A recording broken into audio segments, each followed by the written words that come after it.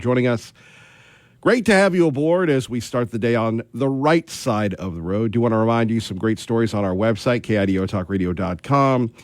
Your thoughts on UNLV and Boise State, big game Friday night. You can take a look at my first take on that when we, kind of taking a look at what people can expect. Of course, to me, it should have been on the big networks, not on I would have taken FS1, not the lowly ranked CBS Sports Network. And, of course, something that we talked about yesterday, Idahoans reacting to President Trump's McDonald's adventure. Joining us now, Jonathan Savage. It's always an adventure with him on KIDO Talk Radio. Good morning, sir. Hello, good morning. He is joining us from Fox News Radio. Now, do you guys get Monday Night Raw at your place?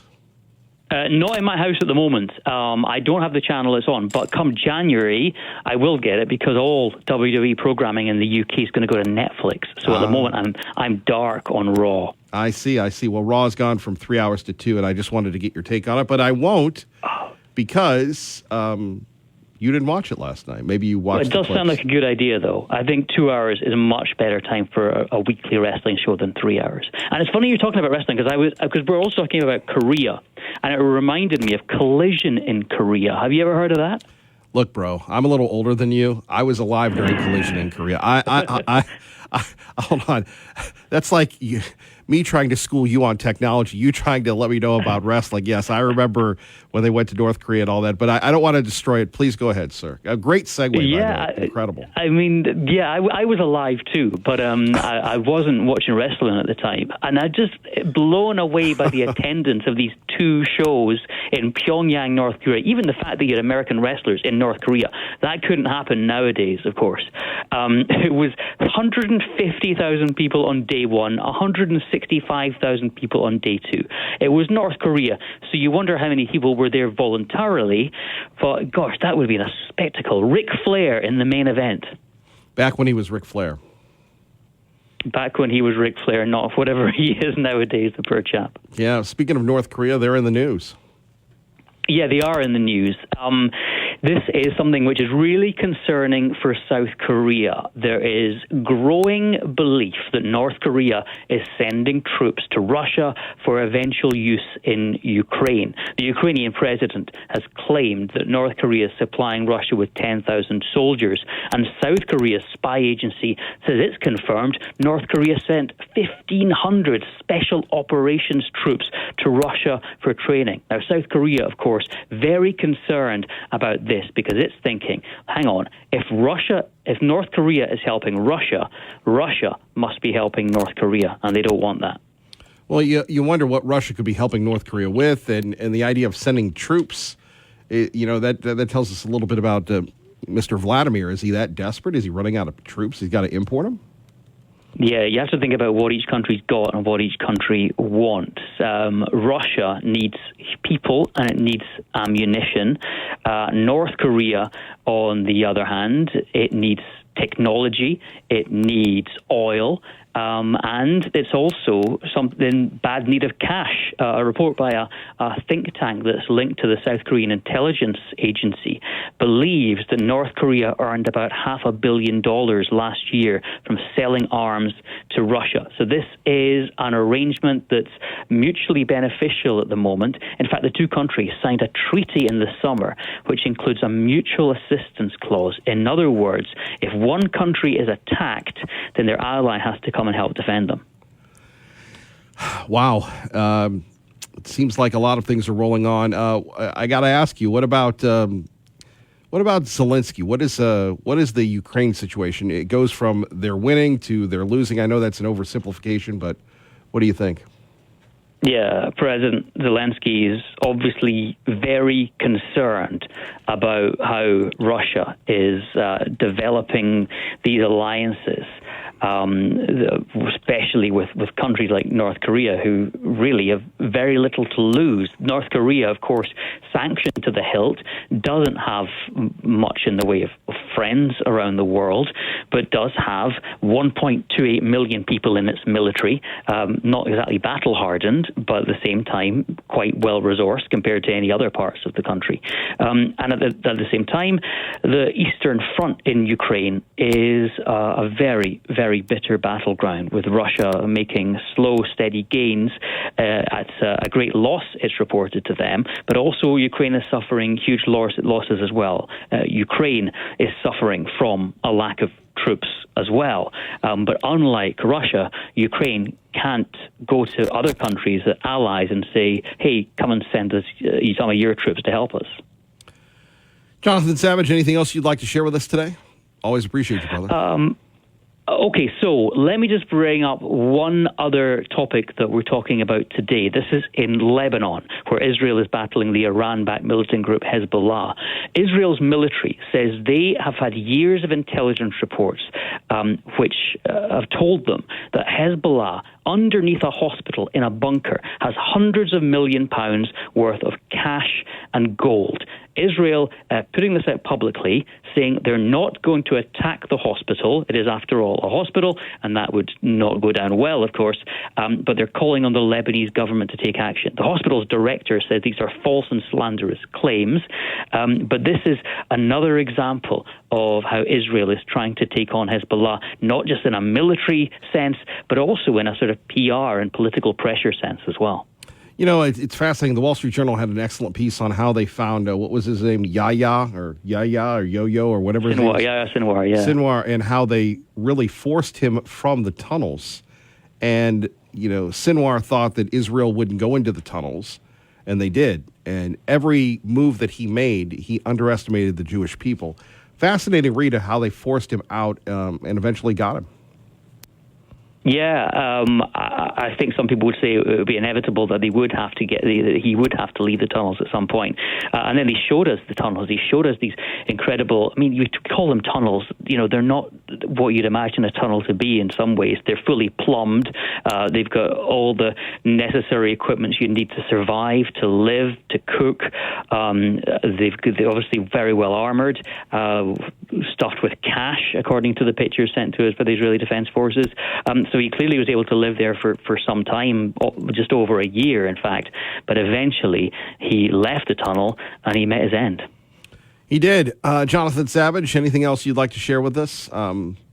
Is there any wrestler greater sadly, than... I am needed right now in Frederick, Maryland, so I have to bid you adieu.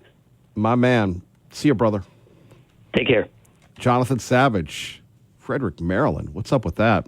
Let me share you something from the National Review, a great piece. I love how they're just so brilliant, where they're, you know, how they define things. Darkness falls upon the Democrats, and we take a look at the Carnival of Fools, and they only published this on Tuesday.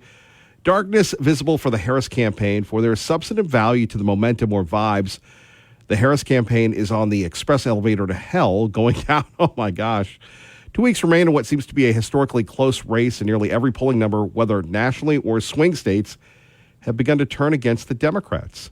The weighted polling models, such as Nate Silver's or that 538 now owned by Disney ABC, have all flipped from narrowly favoring Harris to narrowly favoring Trump. Democrats have now fallen into the syndrome depression, moaning discontently about how this is all the media's fault. I love this. Boy, the Democrats, if this is true, they remind us of little kids. I mean, don't they remind you of little kids because they're blaming everybody but themselves. You didn't like Joe Biden, or as they call him on Saturday Night Live, Joe Biden. By the way, I think that's just excellent. Joe Biden. You didn't like Joe Biden. You didn't like Donald Trump. You get rid of Joe. You decide that Kamala is so great, so wonderful, so exciting that you put her in with no vetting because she can't take a punch. And then we have the pick for the VP, Walsey. You raise $1 billion. You've got Elmer Fudd as the vice president. And by the way, I'm just having a joyous time on television. You're thinking, Kevin Miller, you really need to get out and exercise more. You're right, I do. But I'm having a joyous time on television as I'm watching some of these shows. And remember, the liberals say, well, it's people of privilege And then I'm going, well, the liberals who are always talking about the privilege, they're all privileged. And I go, I don't really need to see the privileged people telling me that, Kamala Harris is this, that, and the other. I mean, they're all hypocrites. It's the equivalent of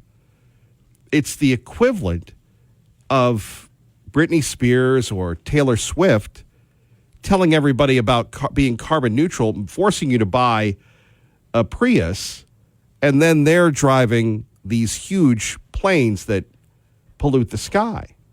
It's just crazy. The Democrats are in trouble when they're attacking McDonald's.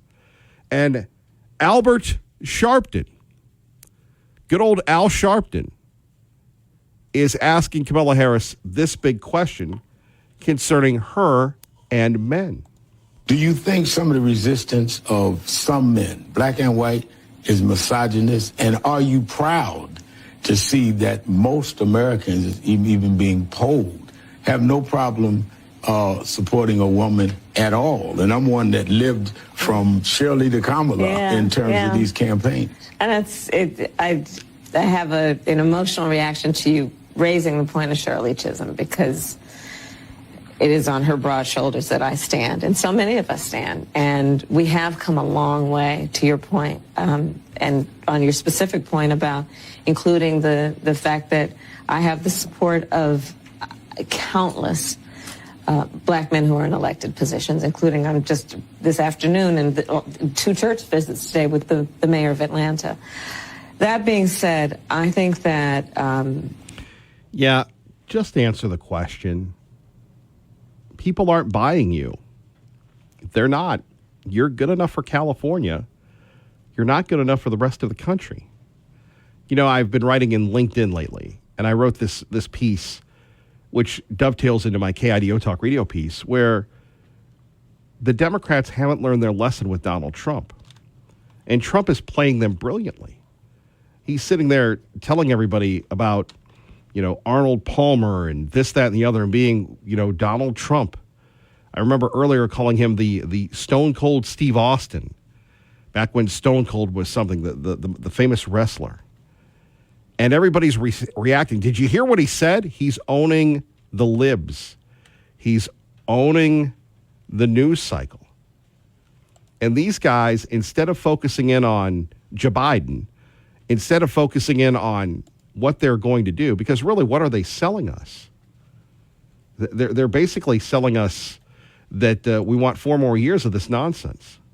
Boy, more on that in a minute.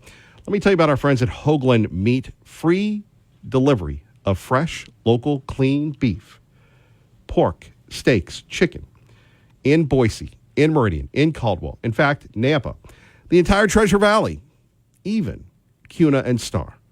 I've met with the folks at Hoagland Meats. I've tasted their delicious steaks. We call it beef done right. Order now, HoaglandMeat.com. Get that free delivery by using the code Kevin Miller. Get 10% off. Free delivery. Purchase a gift card for friends and family. You're looking for a Christmas gift, not a holiday gift, a Christmas gift.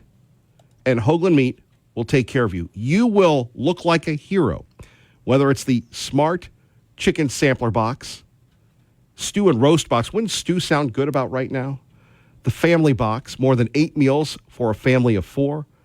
Or my favorite, the Natural Idaho Pork Box. I just like saying pork early in the morning. Hoagland Meats, if you're looking for affordable, fresh, grown in Idaho, processed in Idaho, no drugs in Idaho. Hoagland Meat, perfect for family, friends, the people at work, a distinct gift, or better yet, give the gift of Hoagland Meats for yourself. Please tell them Kevin Miller sent you. Go to HoaglandMeat.com and type the code Kevin Miller. Mm-hmm. Yes. Paulie in Nampa, good morning. You're on KIDO Talk Radio with Kevin Miller. Top of the morning to you, laddie. And to you. The word of the day is pork. Pork. Where do you come up with this stuff this time of day? That's a very good question, sir. It's a very good question. If nothing else, it's entertaining, Kevin. We enjoy it. Pork, Paulie, pork. Yeah. So I've had this thought on my mind for quite some time. And I'm not going to insinuate something, but I'm going to say there's a lot of parallels with a lot of closeness, and that is Kamala Harris and her father lived in Oakland. He was a college professor at Cal Berkeley, or Berkeley, as you know. He was a devout Marxist. And on the other side of town in Oakland, there was a group of individuals called the Black Panthers, which are avowed Marxists. Now, I can't put a string between the two of them, but there was a woman involved called Angela Davis, who was one of the Panthers. And I seem to think that Kamala, or Kamala, had a lot of influence by her, and maybe had a lot of not just communication with her, but I think a lot of interaction with her. Now, that's about as far as I can get with this, but I've been thinking about it for quite some time because there was just too many parallels at that time. And, of course, she became a devout Marxist herself, which is, there's nothing about joy and love in Marxism. You're either in or you're out, and if you're out, you're pushing up daisies if you're lucky. And, having said that, I want to shift gears and I want to go to Netanyahu. And wait a minute, you've gone from her Marxist father on KIDO Talk Radio to Netanyahu? That's quite a switch, Paulie. That is quite a switch. That's a whoa, Paulie. Whoa. Now, I'll let you think about that. That's why I said I wanted to switch. Because I hope Anthony Blinken can get his Blinken you-know-what together and do something this time for peace in the Middle East with Netanyahu. But do not let the administration try to bully Netanyahu because it ain't going to work. And that's something you can put your bottom dollar on. Mm-hmm. And, these things that I was talking about with Marxism, not too many people have put these things together because they weren't West Coasters. I grew up not too far from where all that happened. And there was also a place called People's Park, which was famous for having riots and peaceful protests. Yeah, right. Peaceful protests in the middle of the day. And it's basically on the walkway to get into the campus of Berkeley. And you got to know that she was involved in all that stuff. And that's where she got her militant attitude. And I think she got most of her militant attitude from Angela Davis, who is no less a Marxist than any of them. So let's just hope for peace in the Middle East. And let's hope for peace with Paul. Let's hope for peace with Paulie. Yeah, there's a little confliction there, but I've been meaning to say this for quite some time because nobody else has mentioned it at all, and it's obvious to me that it's a real thing. So I don't know. Maybe I'm just delusional. You fit in with us. That's comforting. Thanks. Thank you, Paulie. God bless, brother. You too. Love you, Kev. Thanks. Love you. Phone number is 580-5436, 580-KIDO. We're just getting started. Won't you join us? Kevin Miller, KIDO Talk Radio. Phone number is 580-5436, 580-KIDO. Here's a couple of local headlines. Apparently, Nampa police seeing shock and rising number of Bitcoin scams. How the heck is that happening in Nampa or even in Idaho? And here we have something that is going to hit close to home, whether it's CUNA or Caldwell or your school district. People are wondering, apparently CUNA could lose 60 members of their staff if they don't get their levy passed. Now, it's odd because years ago, levies were unbeatable. I can remember if they wouldn't get their levies done, that they would just come back and 3 months later, the levies would happen. And you think about what's going on in schools and everywhere else in Caldwell and where they can't afford the security guards. And we want to thank the chief, Chief Ingram, for calling in. Thank you, Chief. Appreciate you. But at 580-5436-580 KIDO, here we have the levies issue. So in CUNA, you've got $3.6 million in supplemental levies on the ballot. And parents there are worried if the levy passes. This is from Channel 6.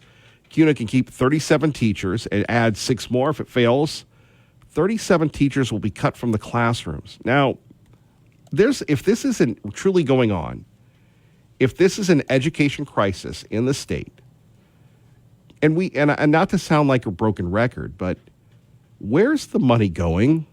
Well, Kevin, it doesn't go to local schools. And look, I know that the state school superintendent, who seems like a very nice lady, and I'm sure she is, and when she was chairman of the state school board, she was a very nice lady. But why is she cutting TV commercials talking about the food lunch program when, in fact, we should be worried about this? She's tight with Governor Little. Governor Little, say what you want about him. Well, I will tell you, Kevin, in Idaho law, the mortician can arrest the sheriff, and the mortician's a friend of mine. So when you get that job, watch out for my mortician. Yeah, watch out for his mortician. Back to the simpler days during the pandemic. However, the money that is being spent in education, there should be no school district that is laying off teachers. Really, where is the money going? In years past, we've blamed administrators. In years past, we've blamed other people. But truly, where is the money going? And now we have people, look, in Caldwell, with all due respect to the good people of Caldwell, and it broke my heart when the principal of Caldwell High School, by the way, I don't know if that person is still there or not, God bless them, best to them, said they didn't want us there to do our schools program. But when you can't afford the police officers, then you start having a bake sale. Now you have other communities where out of Eagle, they're preparing for their second annual night of 1,000 pumpkins. Whoop-de-doo. But if you're canceling the homecoming parade, and this is not bagging on the good people that are there and that are working and that are in the classrooms and give a blank about those kids, it is truly not on them. And I go back to the school board. What are these school boards doing? Why aren't they active? And maybe they are. If they don't outreach to us, that's fine. But remember, what was it, 1 or 2 years ago? And if it hadn't been for the Trakels, Chris and Nicole Trakel, who stopped, along with a lot of other good people, reported accurately by Dee Sarton, who retired from Channel 7 but was out there covering the thing better than any TV station. I mean, it does, where they're trying to make boys go into girls' bathrooms, and now you can't afford security officers, and yet Valley View is thriving. Where are the stories that matter? And by the way, I think Kevin Richard, Idaho Education News, has an excellent article on the Boise State issue involving the volleyball team saying no to the transgendered player. And maybe Kevin and others at Idaho Education News have done good work, but my goodness gracious. We have these scare tactics. This is Idaho. This is where people come. They shouldn't have to be worried about losing teachers. KIDO Talk Radio, let's get you to work safely and on time. Good morning, Dave. Good morning, Kevin. From the G&G Insulation Studio on the Freeway 84 east and westbound, we're looking good. Do have a report of a vehicle fire. This would be inbound on the connector near milepost 3, right at the off-ramp. So watch for that as police fire department crews working that one. Get paid to bank when you open a new checking account at Horizon Credit Union. Put some extra cash in your pocket. Visit hzcu.org/getpaid to find out how. That's your traffic now on KIDO. Appreciate that, Dave Burnett. Do want to remind you, if you drive Chinden on your way to and from work on Thursday, we'll be at Window World Boise. Now, because of health considerations, we won't actually be in the parking lot. I did think about that, but Sweet William talked me out of it. A little too cold for fragile Kevin Miller right now, but we will be at Window World Boise. Hopefully we'll have the giant KIDO inflatable, and you can honk. And if you want to stop in, hopefully we'll have something for you. But if you're looking for new windows, affordable windows, I've been learning a lot about windows through Window World Boise lately. Give them a call, windowworldboise.com. And the reason why is you have so many people that, they're going to go, here, I'll give you a window, but I'll charge you a window, and they upsell you. There is very, very little margins when we're talking about our friends at Window World Boise. Shane and Ryan will put your windows in. They do a great job. And they even helped me chase my dogs the other day, which was above and beyond the Call of Duty. And, I'm good for like 3 steps, and that's it. So thank you to those guys. Coming up next, more on the presidential race. And what about this Bitcoin scam in Nampa? Those stories and more brought to you by our friends at Beacon Plumbing, who bring you Fox News on your home for Fox News. Say it with me, everybody. KIDO. Doesn't that just make you feel better? Kevin Miller, good morning. Appreciate you and everybody joining us here on KIDO Talk Radio. We're just around the corner from Miller's Mission. If you're new to the area, what is Miller's Mission? Well, boy, are you in for a welcome surprise here in the state of Idaho.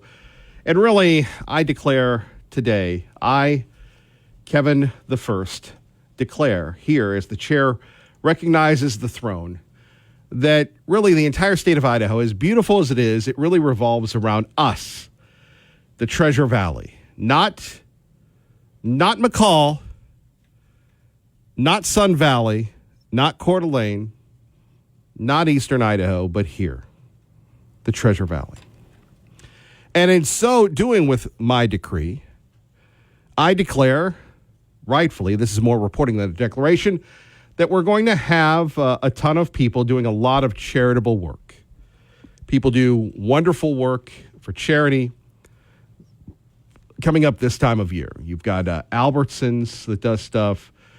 You have other people that do things. And then you have, for 12, 13, 15 years? Probably 12 or 13 years, we've done this thing called Miller's Mission. And Miller's Mission is about giving. Miller's Mission is about helping others. And coming up in a couple weeks, we're going to go to City Light Home for Women and Children with the Boise Rescue Mission.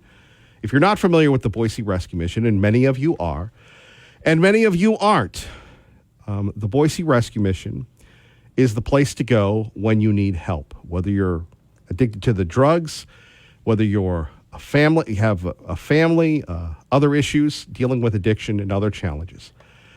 And what makes them so special is the fact that the Boise Rescue Mission takes no government money. Nothing.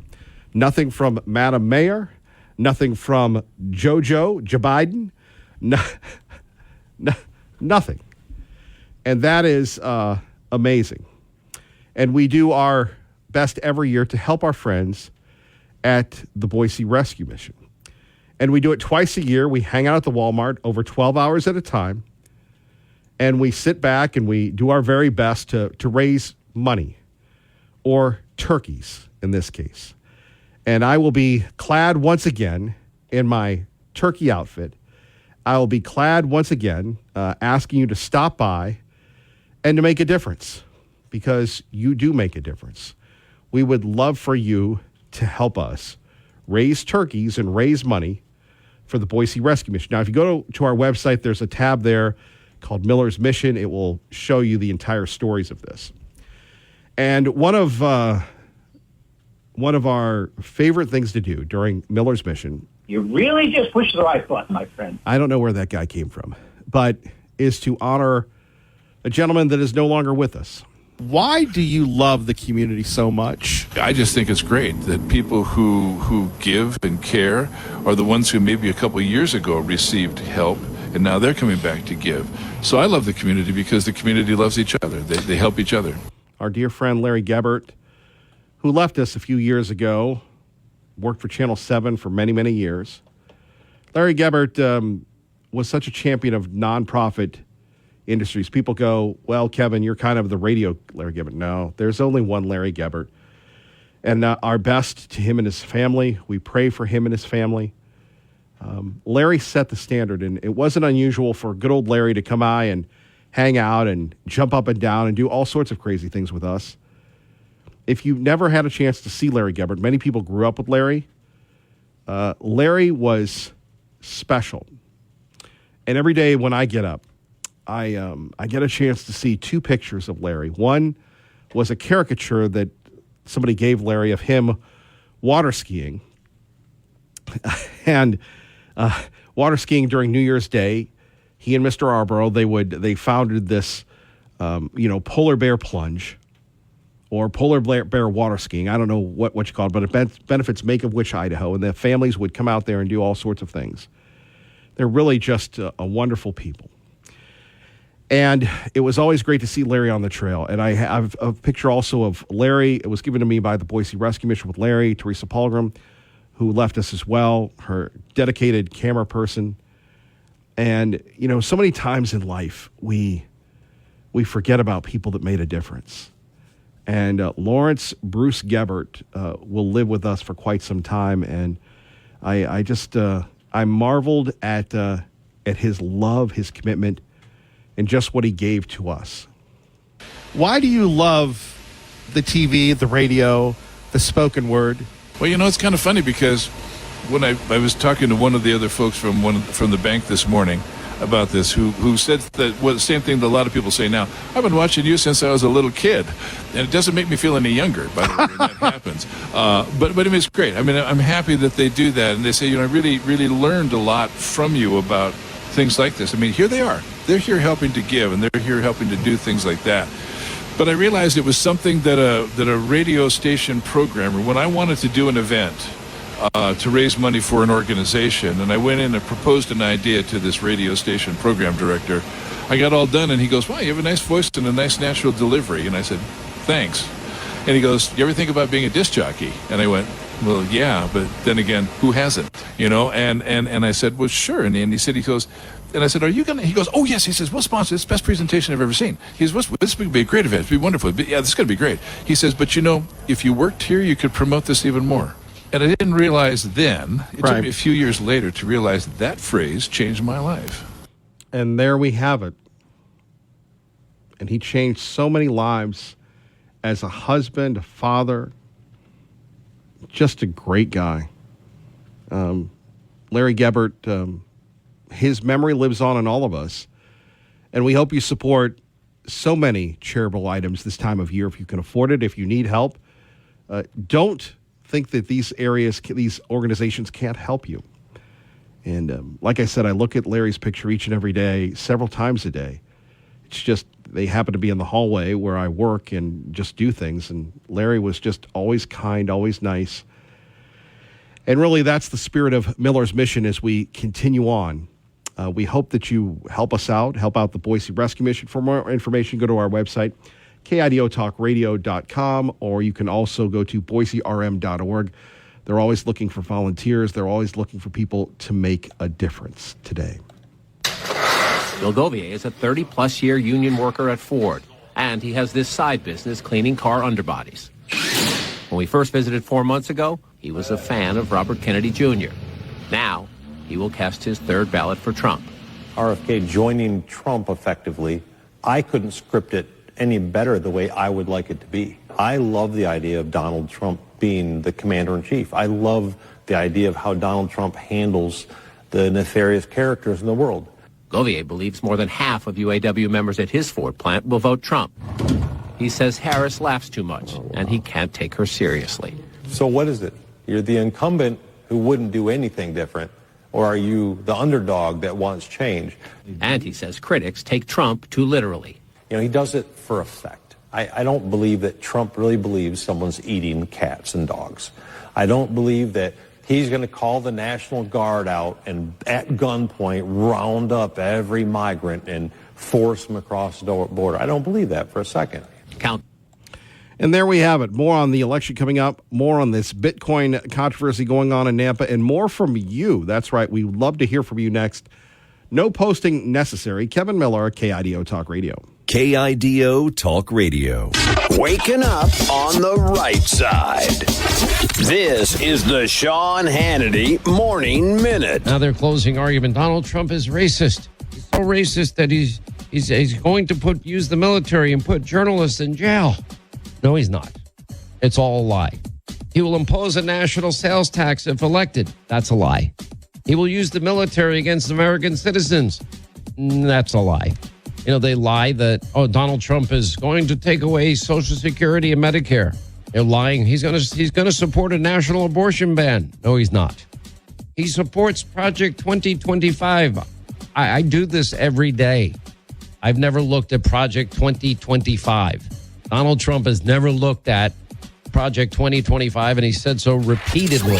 From coast to coast, from sea to shining sea, it's the Sean Hannity Show.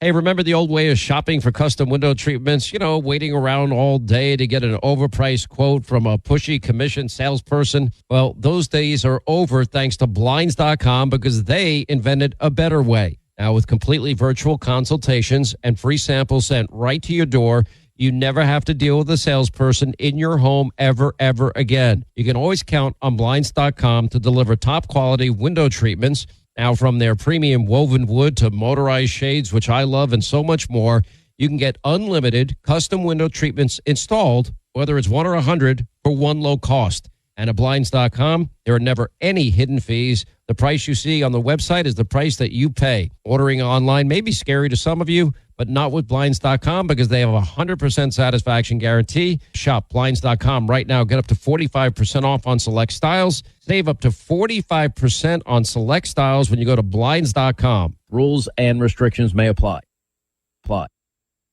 Somehow I knew he was going to say that. Kevin Miller in the morning at KIDO Talk Radio. Phone numbers here, 580-5436.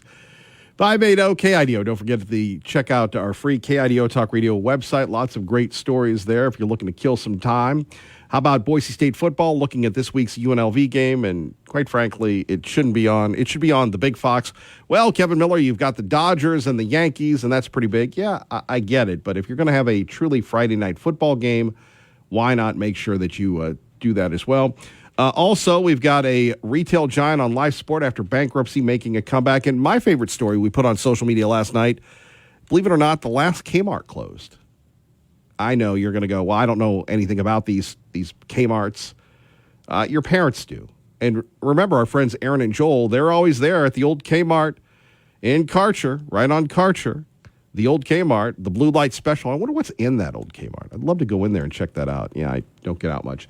Anyway, those stories and more on our website. Phone numbers here, 580-5436, 580-KIDO. And if you noticed that the Democrats seem to have a problem with McDonald's, yeah, what's the case with that? What did McDonald's ever do to the Democrats? Think about this. I mean, the libs are freaking out that President Trump went to a Pennsylvania McDonald's, and you've got Tim Walz and everybody else talking about this. He went on The View and said that Donald Trump showed disrespect to McDonald's workers by donning an apron, frying French fries, and serving food at the drive-thru. Well, has Walz falsely claimed that he worked at McDonald's? By the way, that piece from CNN's John King was brilliantly shot. I know we don't have a video feed yet, but it was just brilliant how he shot that piece, where the guy is actually, you can see him working and underneath the underbed of his car and all sorts of things. A real person doing real work, which is relatable. Unfortunately, Tim Walz is not relatable. And we're seeing this. Even CNN has said that she's in trouble.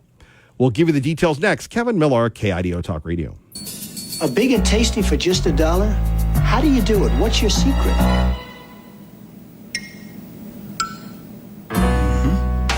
Got a buck? You're in luck. Because you can get a delicious beefy big and tasty, a McChicken sandwich, and lots of your other favorites on McDonald's Dollar Menu every day.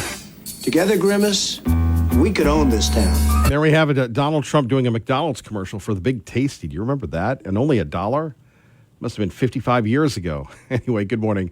Little nostalgia for you. Kevin Miller in the morning at KIDO Talk Radio. Don't forget the free KIDO Talk Radio app. Going over the election, also, we still want to talk about Prop 1 and why we need to defeat it, number one. Number two, talking about these local levies and who is really funding the schools. Before that, though, CNN's Harry Enton takes a look at Harris's momentum that is stalled. Why? I think there are a lot of folks, such as myself, who think that Donald Trump's unpopularity is baked in. But here's the deal. If you believe that Donald Trump has somehow become less popular over time, let me change your mind about that. In fact, he is more popular at this point in the campaign than he was at this point in the 2020 campaign or the 2016 campaign. Look, he's still underwater, right, with a negative 9-point net favorability rating. But that is higher than he was in 2020 at minus 12 points when he nearly won. And it is way higher than the minus 27 net favorability back in 2016 when he did win. So I think there's this real question in Kamala Harris's mind, in the campaign's mind, why is Trump more popular now than he was at this point in 2020 and 2016? And I think that is why you're seeing the sharpening attacks, because they want to put him back down to here, or even there's no way that they're necessarily going to back down to here, but they want to make Trump more unpopular than he is right now, because he's more popular now than either point in 2020 or 2016. So this could be what they're seeing with regard to Donald Trump, but could it have something also to do with what they're seeing with their candidate, with Kamala Harris or something? Yeah, look, Kamala Harris is more popular than Donald Trump. But Kamala Harris had her popularity rising once, of course, she became the presumptive Democratic nominee. Look, she was at minus 15 points back on July 17th, then minus 4 points on August 17th, then 1 point on September, plus 1 point. She was actually in positive territory a month ago, but she has fallen back down to minus 1. The momentum of Kamala Harris has stalled. Yes, and you can hear that New York accent and good old Harry there. It's stalled. Why? Take a look at the world. You don't have to have a degree in common sense to figure it out that people aren't buying what she's selling. And that's not misogyny. That's not misogyny anyway. Thank you for joining us. Keep it here along for the ride. Kevin Miller, KIDO Talk Radio, the free KIDO Talk Radio app. Lots of great stories there. It's wonderful. It's exciting. We'd love for you to check them out. Big game this week for Boise State. You can read our take on that and other great stories talking about getting ready for Thanksgiving. Last hour, we talked a little bit about Miller's mission. We would love for you to help us, help out the folks at the Boise Rescue Mission. There are so many people in need right now. And by the grace of God, there go I. Please won't you help us? Details on those stories and more on our website. You can click the tab Miller's Mission to make a contribution or to help us give a turkey. Don't be a turkey. It is that time of year. I want to thank our friends Patriot Ray and so many others that have helped us throughout the years, helping our friend Reverend Bill at the Boise Rescue Mission. Joining us now, Jared Halpern of Fox News Radio. Good morning, sir. How are you? Not bad. It's you never know what we're going to get with you. Well, it's 2 weeks out, so we'll see in 15 days. I mean, listen, I think it feels like 2 weeks out, doesn't it, with the type of campaign swings now that both candidates are making. Harris yesterday, 3 states in a single day. Trump is in one swing state and really one, not really swing state anymore today, but an awful lot of travel.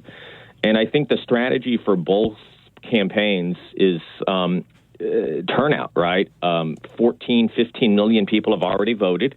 You're trying to make sure your base gets out, even if maybe you're not their preferred choice for president. And you're trying to see if you can win on the margins, kind of maybe lower propensity voters that both campaigns are making a push for. Boy, you saw that yesterday with Harris spending the entire day with Liz Cheney in Pennsylvania, Michigan, and Wisconsin, trying to see if they can continue to make a dent, make inroads with kind of these never Trump Republicans, or at least Republicans who have grown maybe tired of some of the personality stuff with Trump. And then you saw Trump yesterday, or I should say later today, again, meeting with Latinos, with Hispanics. This is an area where Republicans, and particularly former President Trump, have made a lot of inroads. And boy, it could be the difference in a place like Arizona, it could be a difference in a place like Nevada, that, kind of rewrite how we think about those states and the constituencies that both parties have to win over. I don't think you could really emphasize his performance, win, lose, or draw, how he's going to, if the polls are right, how he's going to overperform. No other Republican has done as well as he's going to do with Hispanics. No, you're right. And listen, I think it's surprising because certainly it's not the type of strategy that a lot of Republicans, like I remember after 2012, after Romney lost, kind of talking to a lot of Republicans about how they need to branch out, they need to build the base, they need to do better with minority voters, they need to do better with Hispanic and Latino voters, put an awful lot of money into that. Donald Trump would not have been at that point the antidote that they were looking for, right? But listen, I think given what's happened at the border, given kind of the number of migrants crossing, and the economy is still king, right? We think about kind of these voting blocks as monoliths, and they're not. I mean, the top issues, regardless of creed or race or religion, are generally the top issues for everybody, right? And it is the economy, and it is inflation, it's the ability to start a business, it's the ability to buy a home. And those are the messages, and those are the things that I think Republicans and former President Trump have been effective with when they go into these communities and have these conversations, in the same way that I think Harris is trying to win over, sort of these moderate Republicans by talking about things that have long been kind of important issues for them, national security and kind of the law and order kind of argument. That's certainly what you heard yesterday with Liz Cheney. So both campaigns are trying to kind of do what Republicans and Democrats have been unable to do for quite some time, which is kind of, cross traditional voting blocks and build these new coalitions and these new kind of big tent constituencies and parties. Yeah, I'm with you. It was funny. I can't remember where I watched it, but somebody pointing out that Liz Cheney was always a pro-life Republican, and now to be so embracing Vice President Harris. Yeah. Well, listen, she's talked about the sense of kind of like, first and foremost, the defense of democracy. And certainly Liz Cheney was one of the chief Republicans who came out against the former president after January 6th. That seemed to change her calculus a lot on him being president. And I think as well, Liz Cheney comes from a wing of the Republican Party and the wing of conservatism that views the U.S. military and views foreign policy very differently than the MAGA wing of the Republican Party. Not to be too much of a mind reader, but you go back to the congressional hearings and everything else. Who would have ever thought that Donald Trump would be back where he is right now? Yeah, I think there was a lot of thought about whether or not he could pull it off again, kind of after the loss in 2020. Would Republicans kind of move away from him? And it's not like they didn't try, right? A lot of Republicans ran against him in the primary. And the base and kind of where the most engaged Republicans is with him. And that's clear not just in his primary and kind of his ascendancy and control over the Republican Party, but the types of candidates that have been winning primaries in, House races and city races and Senate races and things like that, right? So I think that, win, lose, or draw, to your point with former President Trump in 2 weeks, his movement's kind of control over the Republican Party seems to be something that is going to be here to stay. I think that was a big part of the pick of J.D. Vance. He did not go with a sort of non-MAGA Republican to kind of build a bigger brand. He went with kind of a tried and true kind of America First MAGA Republican for his running mate. And that shows, again, kind of his movements and his influences hold and probably sustained hold on where we view the Republican Party. And I don't know what that means for kind of how both parties now define themselves, right? If you are kind of a Liz Cheney Republican or a Mitt Romney kind of Republican, where do you go? If you are, kind of a more progressive kind of Democrat who's been, sort of shouldered out here through the Biden years, I don't know where you go. Is there a big reset? I'm not sure, but it's clear that the leaders of both parties have done a lot to kind of make sure that whether or not they win or lose, their influence on their parties remains steadfast and kind of is here for the long term. I know we could talk for hours, and I know you're busy, so let me get you out on this one if you don't mind. How do you see the Senate and how do you see the House, sir? The Senate really seems like advantage Republicans. I think it's going to be a question of by how much. Certainly there's going to be a lot of attention on that Montana race. That probably is one that seals the deal, I think, for Republicans if John Tester doesn't pull through. But Ohio is one that is, I mean, they're all just trending so much closer. A month ago, it looked like Democrats were really going to hold it and were in really good position in kind of overcoming the political headwinds. And as this election has moved forward, that has changed. And so, listen, I think the Senate is one that, unless there's a surprise somewhere, Nebraska is fascinating all of a sudden. Texas seems to maybe be in that margin of error like it wasn't before, barring some sort of shock or surprise that wasn't really on many folks' radars a couple of weeks ago.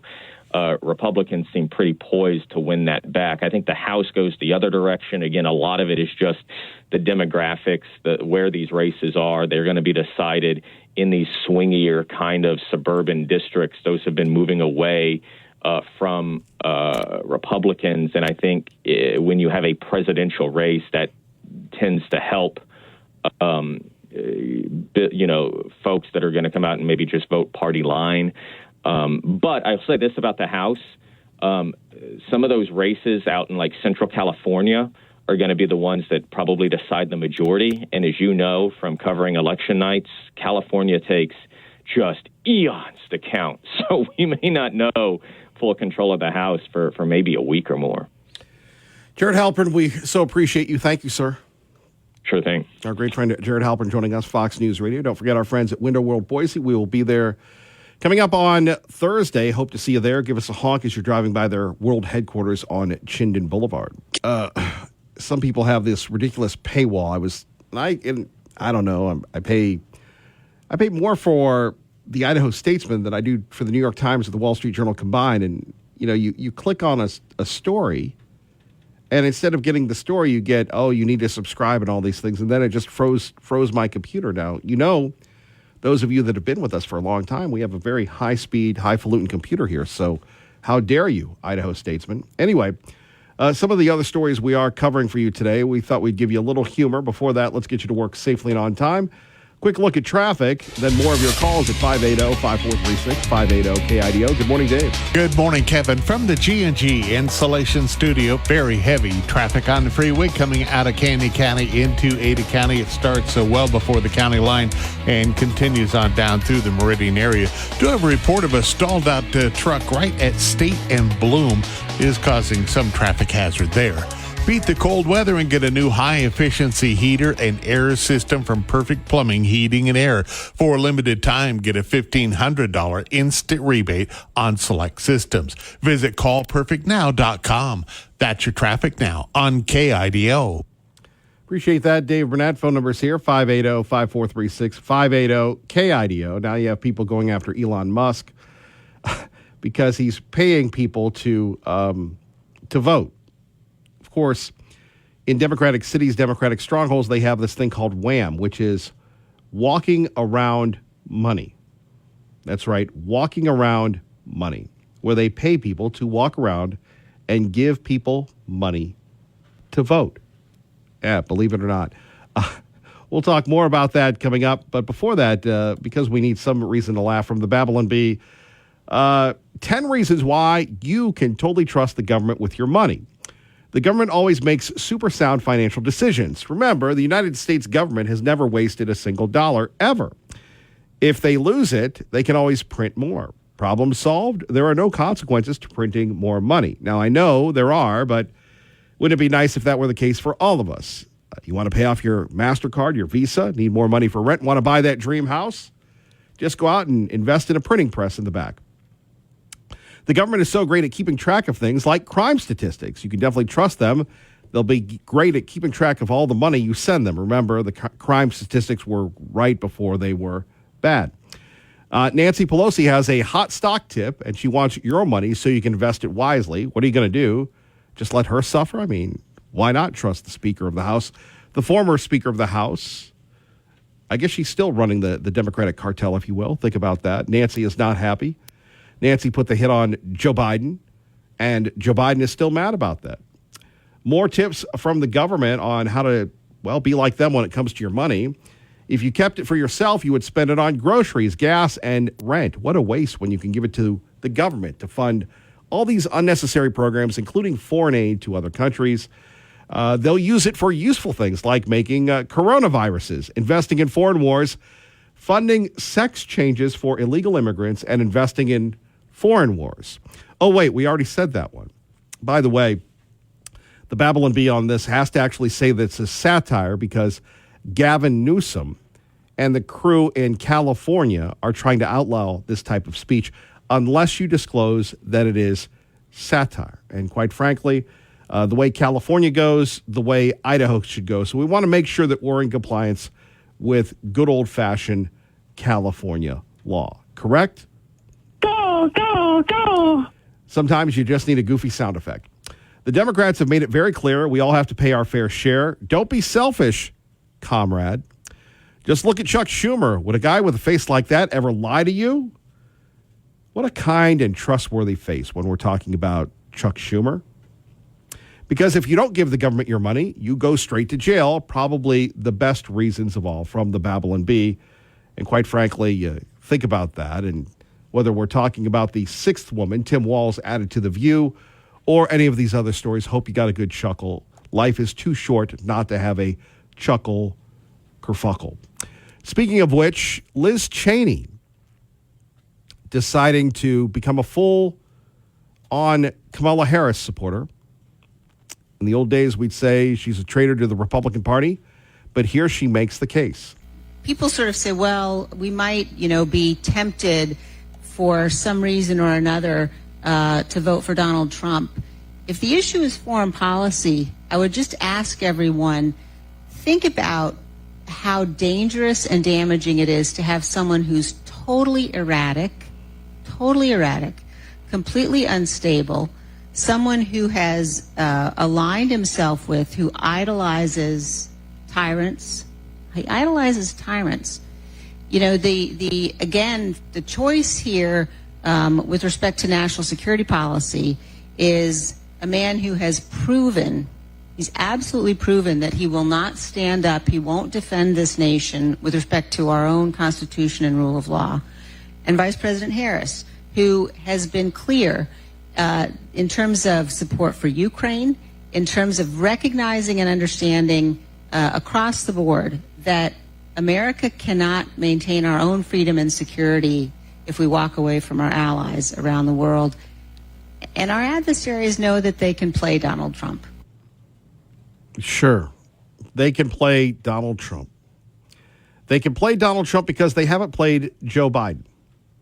They can play Donald Trump because they haven't played Kamala Harris.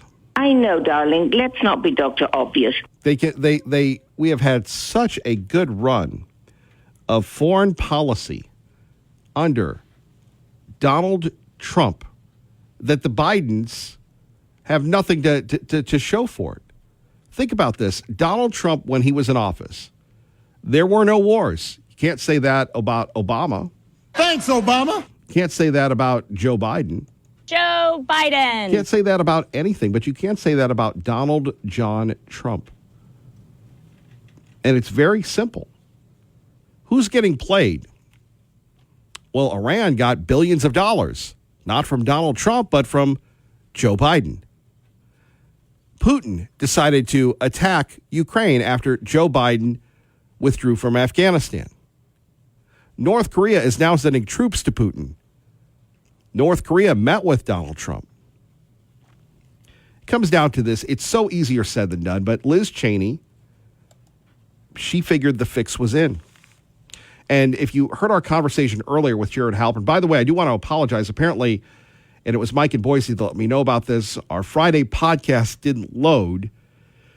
No conspiracy theories, nothing wrong with that. From what I understand, it just didn't load, so we apologize for that. We'll do our very best to did get yesterday's on. So sometimes we're just incompetent here, so we apologize for not getting the podcast up on Friday. It was a great show. We know people are addicted to the podcast. We appreciate it, although our primary goal here is radio.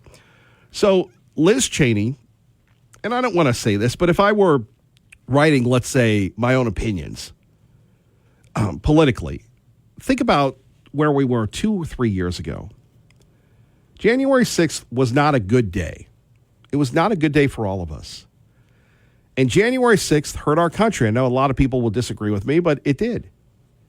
And then we had these hearings where Jim Jordan and others weren't allowed to speak because, well, the fix was in. They were going to take down Donald Trump. And then they were going to take down him through the congressional hearings, through the legal hearings, through the political process. They were done. Donald Trump was the equivalent of Boise State in 2007.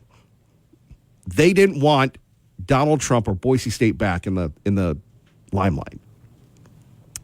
So they did everything they could to take them down, and they did. But Donald Trump, like Boise State, or Boise State, like Donald Trump, came back. And Liz Cheney, one of the staunchest pro-life people, is now embracing pro-abortion Harris because her coup didn't work. And Donald Trump is so strong now, whether you like him or not, Republicans, that Mitt Romney isn't going to throw any shade at him. The Bushes aren't going to throw any shade at him. In other words, it's just the Cheneys. He has so far only campaigned alongside Vice President Harris in an official campaign event capacity once. We have reporting that we don't expect to see the two of them together in these final 2 weeks. What is the reason for that? Why are they breaking up? We'll talk about it next. Beacon Plumbing brings you Fox News with Kevin Miller, only on your talk station, Idaho's talk station, KIDO Talk Radio. There's going to be a campaign-related event, as I just mentioned, tomorrow, and there'll be more to come. I think there will be more to come. But we cannot forget what we have seen this past couple of weeks. Nobody likes it when you get the boot. It looks like Kamala is breaking up with Joe Biden. Good morning, Kevin Miller with you here. KIDO Talk Radio. Let's get back to your calls. Doug in Mountain Home. What up, Doug? No, I just listening to the Fox News break, and you hear all these freaking... I listen to a lot of talk radio, okay, Kevin? And the conservative side of this, and it shows that Trump's way ahead in everything, but yet you get Fox News and all the others, CBS, ABC, all of them, they just said that national polls, she's ahead 47 to his 46. So like I said before, and I'm going to say it again, they got to do this because, folks, they're going to cheat like crazy because they're losing their freaking minds that he's that far ahead. So whenever you can put out that you're 1 point ahead and they start cheating like they've done in the last since 2016 and who knows how far back, but it's been blatant from 2016 to now, Kevin, they're going to cheat. They have to. So I just wanted to let everybody know that, yeah, Fox News, this last break, they're saying it just like everybody else. So thanks a lot, Fox. So anyway, that's all I got to say. This old man's staying on here, and I'm watching and listening. See ya. All right, Doug. Appreciate that. We love the nice thoughts about our friends at Fox News. Phone number's here, 580-5436. 580-KIDO. It's like 2016 all over again. We'll take more of your calls on those issues. But here we have it. It looks like, really, they don't know what to do. The fix was in. The fix was in with January 6th, with everything else. Now if you notice, they're hitting us with the mental cognitive decline. Really? Is that what you have to do? I mean, CBS News, trying to defend itself, still hasn't released the transcripts over their sleazy editing of Kamala, do you wanna? Now they're going after Elon Musk. And by the way, we have the vice presidential candidate, Walsey Walls, getting a flannel shirt from our folks at The View. Governor, voters are saying change is a critical issue this election. But our ABC poll shows only a third of Americans believe a Harris-Walz ticket would bring that change. I want to pose a similar question to you that we asked Vice President Harris. Can you point to a policy decision over the last 4 years that you and the vice president would have handled differently from President Biden?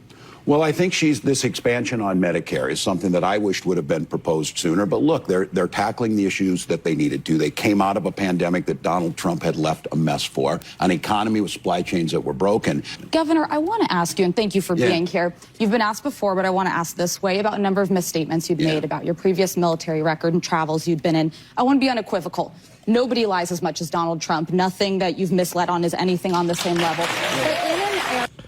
You know, this is another former Republican where you have, Alyssa Farah.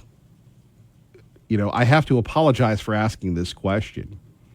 Really, you have to apologize for asking a question about Walsey Walls being a liar, being a noted liar. At 580-5436, 580-KIDO. I mean, that's really what we're seeing here. Walls is a liar. He continues to lie, and the media covers it up. And the situation, unfortunately, or maybe fortunately, in this country is so bad that thankfully people are not buying this. And it's weird, you know, and I don't really want to be to delve into race here, because race doesn't play in Idaho. Idaho is not a racially firebrand state, but it's odd because, you know, who is Kamala Harris? Is she a president for all people? And I'm looking at the visuals. She's at the all-black church in Atlanta with Usher, and, you know, I'm doing all these things in the, you know, quote Saturday Night Live, hey, soul sister, and all these things. And then she's here with Liz Cheney, and I guess in the Bay with all these privileged white people. What is it? Her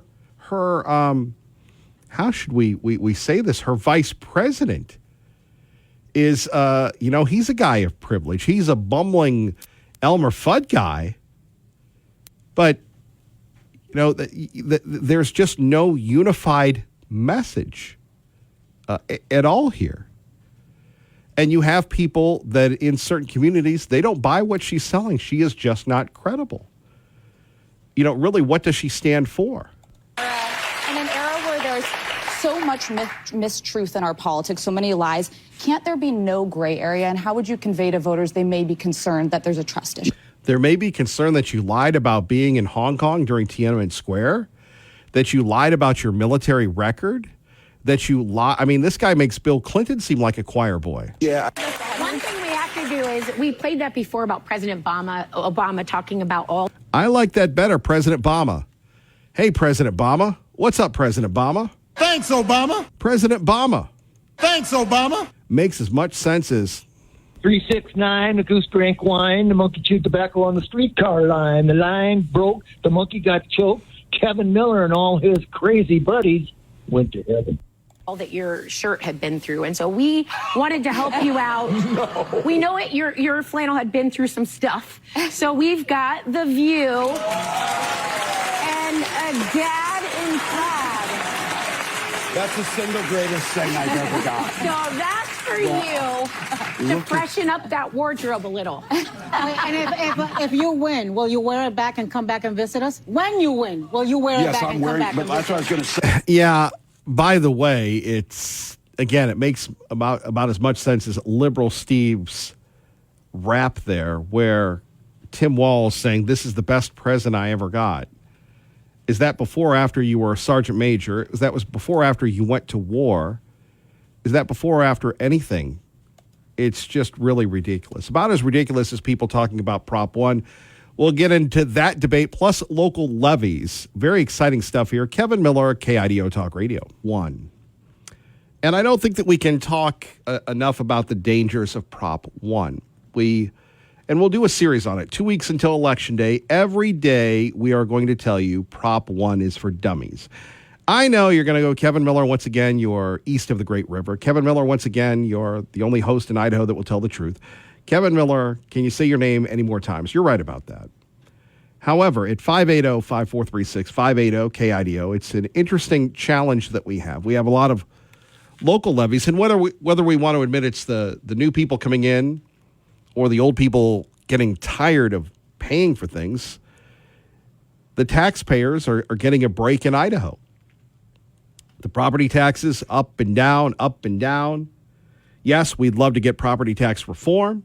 Yes, we'd love to get rid of the sales tax. By the way, for 17 million years, we're the only ones talking about eliminating the state sales tax. That seems to have come and gone. However, when we take a look at the big news on the ballot, I urge you to elect Republicans. Even the Republicans we don't like. It's better than the liberals. We're not Liz Cheney. We're not going out like that. We're not traitors. And it's important. Then we have, again, this situation in CUNA where teachers are going to be fired. Then we have the situation in Caldwell where they can't afford police officers at the schools. And you've got people carrying guns to school. You've got people making threats against the homecoming parade. Nothing is sacred anymore, at least in Caldwell or CUNA. And then I'm thinking to myself, and this is an age-old argument. And, we've seen the situation in West Ada and other places. Really not Boise. Boise seems to just print money, if you will. But when we're taking a look at the education money, where's it going? And look, I'm not bagging on teachers or what have you. We went out to the schools. And sometimes the schools would have us, sometimes they wouldn't. We tried to bring joy and light and happiness to the schools. And there are a lot of great schools going on right now, a lot of great teachers teaching right now in challenging conditions. But how would you like to be a teacher in CUNA and all of a sudden they say you're going to get fired unless we give you more money? Yet CUNA can continue to build and build and build. It doesn't make sense to me. Joining us now, the voice of development and a friend of law enforcement, Lee Joe on KIDO Talk Radio. Good morning, sir. Hello, Lee Joe. Is it honestly not working again? I don't think we had you potted up. My apologies. Go ahead, please. All right. Yes, a friend of development, as long as it's above the irrigation ditches in the valley. Let's get the deserts developed and stop taking our food out. And a friend of law enforcement, especially the ones who will follow the Constitution and believe in the proper role of government and that it is to protect rights, rather to impugn people randomly on the street or elsewhere for actually exercising their First, Second, or Fourth, or Sixth Amendment rights. And, we can talk about the Constitutional Sheriffs and Police Officers Association and their endorsements of some of our candidates. But we have Prop 1 coming up, and that is endorsed by, guess who? Yeah, Butch Otter and his dear wife. Remember, Bush used to be conservative, and then he got married to the new wife, and now you can't, and she's a teacher, and so you can't get this kind of stuff out of his mouth, that we need to have more moderates, that the Republican Party has become too radical. So what is a radical Republican? You're sounding like a radical to me. Exactly my point. I'm a constitutional absolutist. I'm a First Amendment absolutist. I believe those amendments and words mean things, and that the justice system that we have has completely been obfuscated and built by lawyers and money to become the happy trading place of money and lawyers, rather than a place where you can go talk to a judge, make a judgment, make an honest judgment, and for us to get justice. Justice does not exist in these courts right now, which goes back to one of my earlier calls, this Diane Walker. Is this absolutely taking children from the abused spouse and handing them to the abuser spouse? This is where we're at. It depends on who has the most money with these judges. That's how justice is served now. And Prop 1 is for more of those moderates. Yeah. From what I understand, okay, we've sidetracked into everything else. Let's get back to the judge or the Prop 1, can we? Because it took you a while to get there. It's my party, It's my choice. It's called freedom of assembly, freedom of association. Mm-hmm. I know nobody believed in that during COVID. I know that's a randomly believed in thing. But we have freedom of association. If I want to associate with Democrats, I can associate with Democrats. If I want to, it's the same with Republicans. And and if we want to set up a primary for our party, we can do that. And that's already been adjudicated. What was that, 12 years ago now?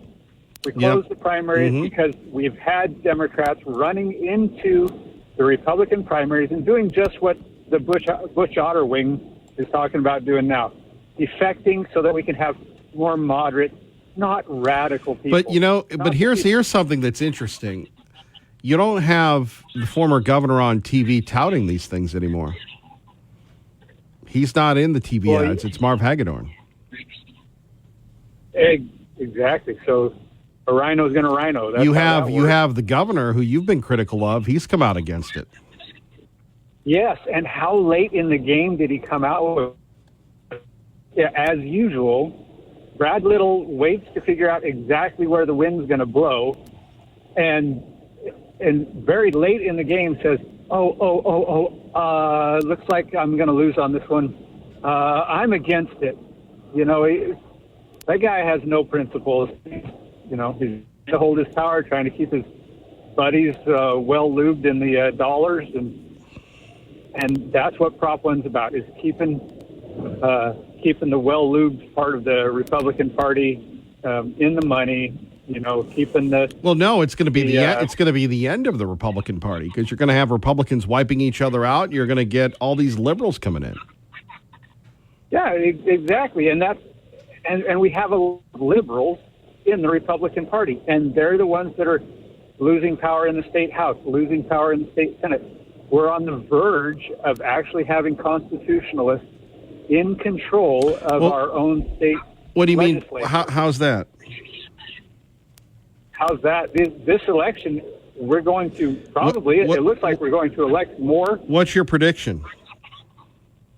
I think we win. We got... what do you mean we win? What does that mean? I think the state Senate President Pro Tem, what was his name? Fred Bolitnikoff. Primary. No, the one that lost his primary. Come on. He's our state Chuck Senate. Winder. Chuck Winder, gone. Okay, this is what happens when you play Rhino too long and people start understanding, and you get exposed for just being a yes man for the Butch Otter wing of the party. This is what's going to happen throughout the state, is we're going to have actual constitutional conservatives controlling the agenda, spending the money, and deciding what the budget's going to be, instead of bowing to the teachers union, bowing to the yes on Prop 1 crowd. This is, I think this election is going to finally get us in serious control of the agenda in Idaho, and moving away from the federal mandates, all the things that we have that are costing us money, that are inefficient, and actually making a smaller government. I think it's possible. It may not be probable, but I think it's possible that we're looking at a smaller government in the state of Idaho after this next legislative session. Well, I don't know. You've hit on a lot of things here. I don't know really what to react to. You're kind of all over the place, like you missed us.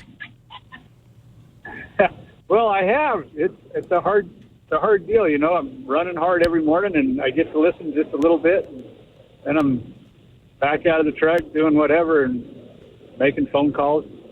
I did miss you there, Kevin. Well, I really did. We miss you yelling at us every morning, Lee Joe.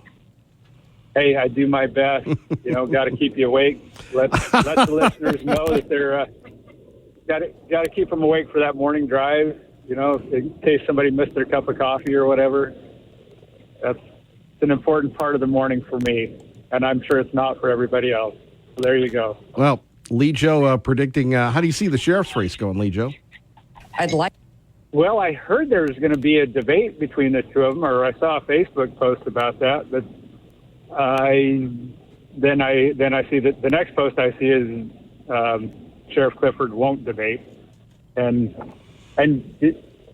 the Ada County Central Committee. I mean, sounds like there's a pretty big kerfuffle about endorsing Sheriff Clifford because of the lawsuits and stuff like that. And I'm hoping that there's a large number of folks that realize that Doug Traubel got the majority of the Republican vote years ago. How's it going to go? More money's going to win, and Matt Clifford's going to win because that's how politics works. It's all about the money. Well, you just said everybody's going to win, and now you just said they're going to lose. Lee Joe, God bless you. Thank you for the call. Appreciate it. Kevin Miller in the morning, KIDO Talk Radio. If you're on the road with Lee Joe, let's find out how you're going to get to work safely and on time. KIDO Talk Radio traffic. Good morning, Dave. Thanks, Obama. That's not Dave Burnett, Sweet William. Good morning, Kevin. From the G&G Insulation Studio, traffic now is heavy and steady eastbound on 84 coming out of Candy County into Ada County. All those merge points slowing down now. Have an accident working at Locust Grove and Doberman. That's just south of Overland, Cleveland Boulevard and Linden, and up Highway 55 at milepost 79. Report of a car into the river. Haunted World is an hour and a half of terrifying family fun with more scares than ever. Take your friends and family because you won't survive it alone. For more information, go to hauntedworld.org. That's your traffic now on KIDO. Coming up, Dave Petso. And boy, Lee Joe, he was just all over the place, but we appreciate Lee Joy. I like that, Lee Joy. We've called him Leroy, Lee Joy, but his name is Lee Joe. So thank you, Lee Joe. We appreciate you. Lee Joe always comes by Miller's Mission at the Napa Walmart, Garrity, and Franklin. More information on Miller's Mission helping the Boise Rescue Mission on KIDOTalkRadio.com. And, of course, news about your money here at 580-5436, 580-KIDO. Now, before I get to Dave, I had this message. Dave has become so popular on this program that I have people emailing me day in and day and night about Dave Petso, and they're saying, why don't you ask him a real question, you little softy, Mr. Kevin Miller, Mr. Softy. So with that, I do have the hardball question from our friend in New Meadows, Idaho, Tea Party Bob, and I will prepare Dave for that in a minute. Dave, good to have you with us here on KIDO Talk Radio. Kevin, it's a pleasure to be with you. And I'm not sure why, because I never know what you're going to ask me. And I know you read all day long. That's what you do anyway, right? And prepare your shows. And I know you set them aside because you come up with some of the most incredible articles and questions. So, yeah, go on with your softball questions then. Here we go. Well, I'm going to try to live up to that in this segment, but this is from Tea Party Bob. If Dave Petso is on tomorrow, you might just ask him why Warren Buffett sold just about half his portfolio and went into Treasury bills. That's over $200 billion. He now owns more than the U.S. Treasury. Now, you're a Warren Buffett expert. Compared to me, you are.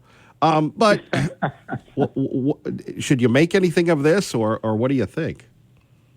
Absolutely not. I don't make anything of it. I don't make anything of it if Warren Buffett decides he's going to buy Apple or anything else.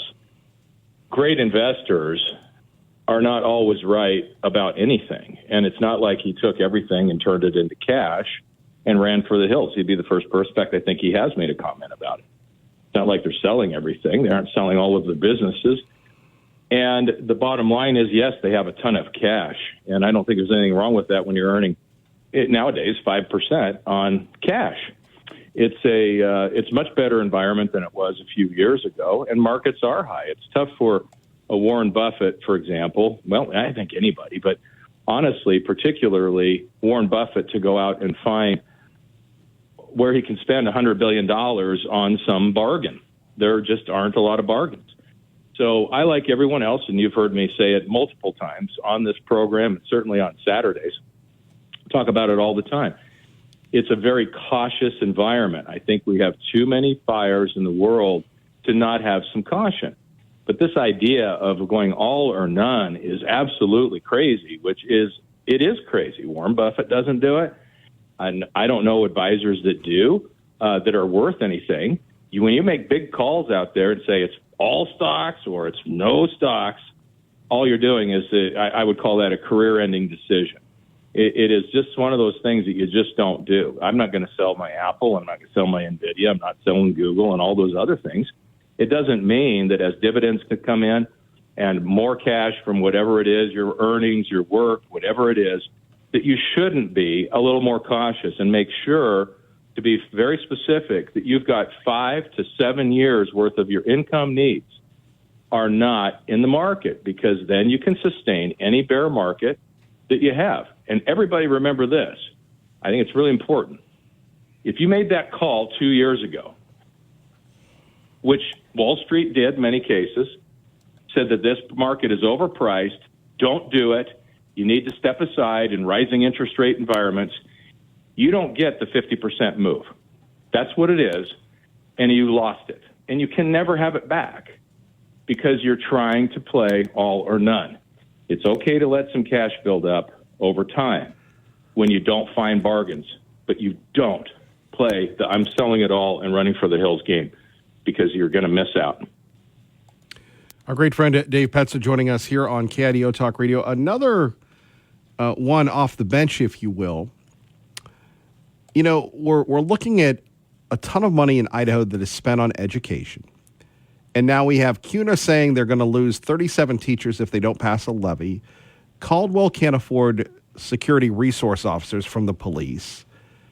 And yet we spend so much money on education. The governor cares about education. What if you were financing, I mean, it's what, half or a little more than half of the general fund. As a money guy, what's our problem funding education in the state? You know, I know that there are so many laws, so this isn't really a totally fair criticism, but the bureaucracy itself spends astronomical amounts of money in the name of fairness. And I know some of those laws are not state, they're federal.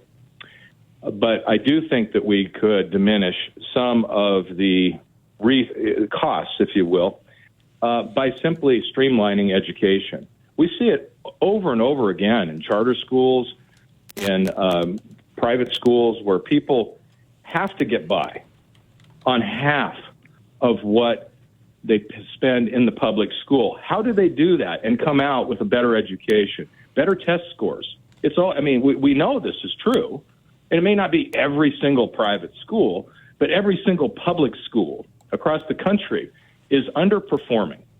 And they are. I mean, we're not Chicago. I get that. Idaho's better. But being better than Jeffrey Dahmer doesn't necessarily mean you're a good guy. And being better than the horrors that are going on in Chicago doesn't make you good. So I do think we should be doing better, Kevin. I really do. And people do know around the area. For example, they're moving in, and you'll find realtors go, the best school, high school, is right there. The best district is right there. Wow. That's where you want to move to. Why? Why aren't they all good? Why do we have to have bad schools just down the street? This little elementary school is terrible. Then fire the principal and get some people in there that'll make it not terrible. And I think that acceptance of it's okay, you know, that we spend 80% or 70% of the budget and get bad results is okay. It's not okay. And I appreciate that the governor is very business oriented, but I'd like to see him step it up on the education side and really lend his business credibility and what he's done across the state for businesses, for streamlining things. He's a heck of a governor. I think we just need to have some focus on this and say what people don't want to say. We're not doing the job, and we're failing these kids. And right over there is a little dinky private school that spends half per student. They don't have anywhere near the support, and their grades are better. Their test scores are higher. Their kids are better. What are we doing wrong instead of we need more money? That's absurd. That's not an answer. We need more money. You're blowing it right now. All Our great friend Dave Petso joining us here on KIDO Talk Radio. You know, a lot of people may not know this, but and like I said, in the old days, we would go to these schools, but there's a school right by the Shakespeare Festival in your beloved Boise called the Riverstone International School, and you have people that send their kids from all over the country and around the world to this private school in Boise. It's a private independent school. Does very well, but did you know that school existed? Maybe you travel with the country club people and the PGA pros. I'm sure you probably knew about that. You hang with those people, so it's people wouldn't think of it, but this is one of the best schools in the country. Yeah, Kevin, all those details about that school, those are past me. You nailed it, but I do know of that school. And I know it has a good reputation. I did not realize that people came from all over the country just to go to that school. And they have people, they actually, and not to interrupt, sorry, but they actually have like boarding there. So the kids live there. Fantastic. And that's exciting. And it really is. And you think about all these experiments that happen with charter schools, private schools, all over the place. We have all these experiments, if you will, and we can borrow from them. It's not okay just to be critical, but it is. But it's necessary that we be critical and say, why are we spending so much money? Why is that school attracting people from clear across the country to dump their kids even, right? Why? Well, I don't know if I'd say dump their, I wouldn't say dump their kids, but if you want to be provocative, go ahead. How much you'd miss your kid? I mean, sure. I don't mean it in a bad way, but I mean, I don't mean that they're dumping them in a bad way. I just mean they're missing their kids. They're willing to do that for their education, and I find that really admirable. I couldn't do it. I wouldn't miss my kids too much, but it still is one of those things that I think that you can borrow from that and quit just going, well, we need more money. That is not an answer. It's an inadequate answer. It's not an answer. It just isn't. The idea that this is really crappy over here, so it needs more money, is not a reasonable business decision. And I understand schools aren't necessarily business decisions, but we've got to start acting more reasonable about this. Nothing in the world is more important than an education especially for the lowest level people in the country. And yet what we do is in the worst places like Chicago, we have the worst education. What is wrong with us? I mean, it's like it's run by evil people that just want to destroy the next generation.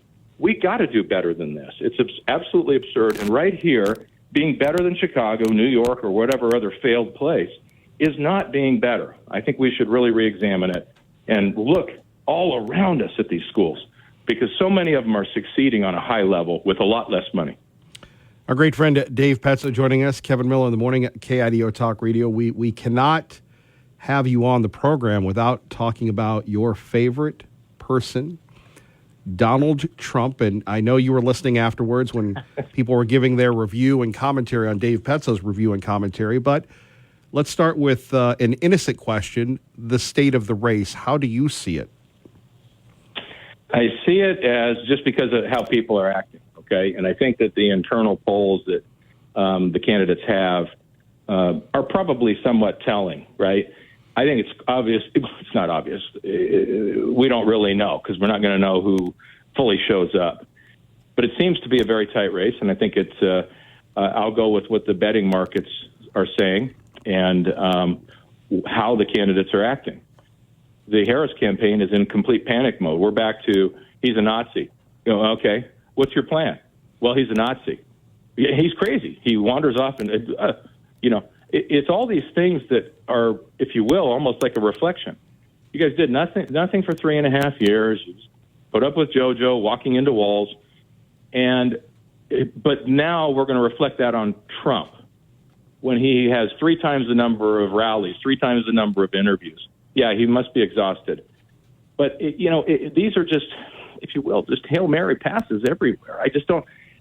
So to me, it just seems like the campaigns are acting like Donald Trump seems to be having a good time, and Harris just seems to be back to the old, our democracy is going to die if Donald Trump is elected, and he's a Nazi. And that just to me means they're in panic mode.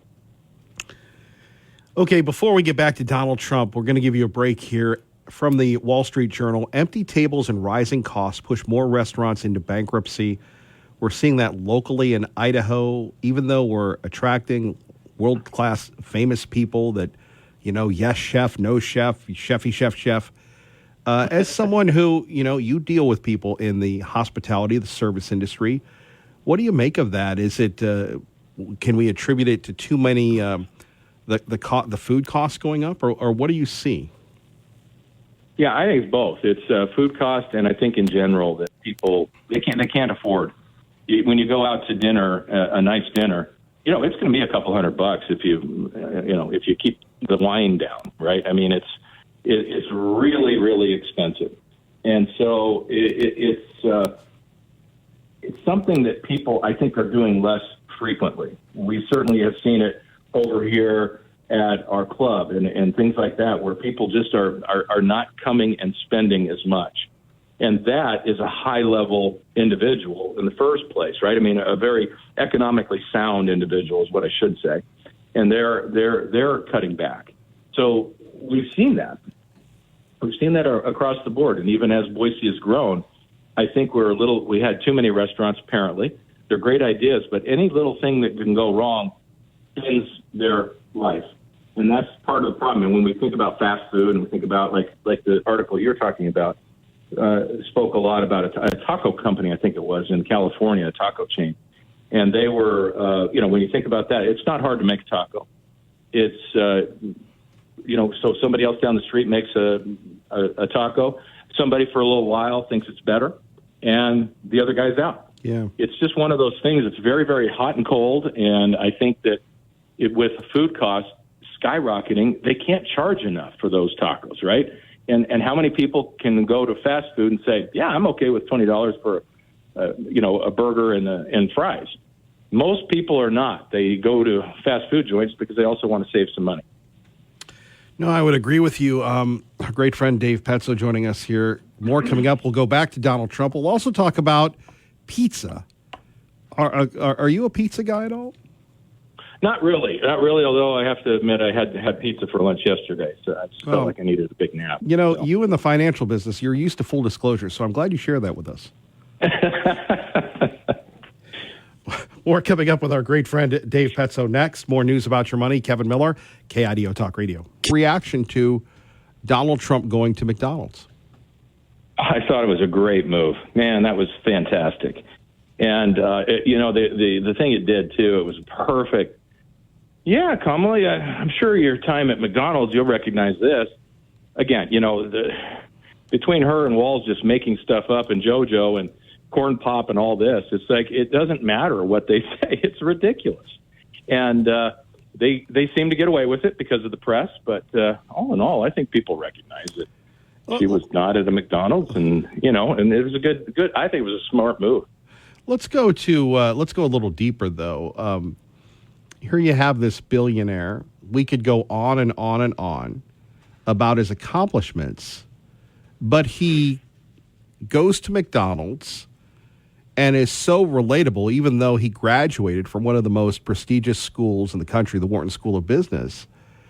And, I mean, could you broaden it a little? What does the imagery mean, the greater significance of all of this? Yeah, I think it is. I don't want to put this in a parent-child thing, but it reminds me when people go to places that then they can relate to the people and relate to the fact that this is not every meal they have is caviar. They do go to McDonald's and they try to save a little bit of money. They can't relate to somebody that, let's say, has a private chef every meal. And so going to there to get to their level makes people feel comfortable about them. They relate. And I think it's no different than when people relate to children, relate to teens, relate to people that are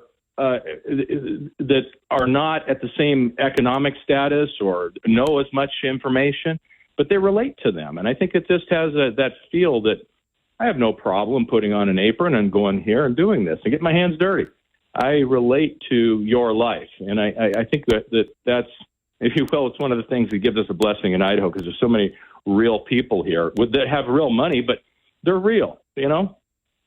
And I think we relate to that. But when you have a guy like Donald Trump, who is, you know, very, very, very famous, just like handing over a hamburger and acting like a regular guy and just talking to a person eyeball to eyeball, it means a lot to people. I think it does, because he relates to them. And he's proven he relates to people. But people always say he's just one of the funniest, nicest people. He just can't. Well, and then you had the very people good. that were so happy to see him.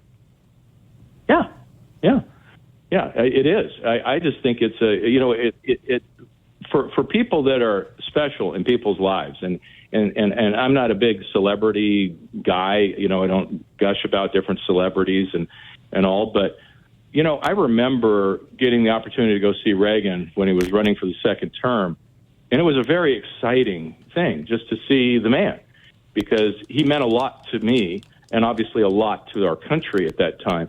And so it was a really great rally, and I can see why people do that. They really care about the character in front of them, and they really want to be in their presence. And I think that when they go to a place like that, it's a pretty cool thing. It just looks like they're just having fun, you know? You know, Channel 7 did a story the other day on, and I didn't watch it, but I saw the tease for it, that apparently you can't find a hotel room in Boise. Remember the old days when we didn't have as many hotels as we've had? You talk to people on the international and national level. Are you surprised by this? And if so, why are so many people visiting? It's not like we have Shoshone Falls here. No, we don't. We have Boise here. That's why they're coming here. Kevin, I think it's as much as people are business is growing here. And so people come to visit the businesses, right, that they sell to, or they're consulting with, or helping, however it is, or maybe they live somewhere else and their home office is here in Boise. And I think that's what you're seeing fill them up, as well as, you know, all the wholesalers of various products come through. Boise is a hot spot.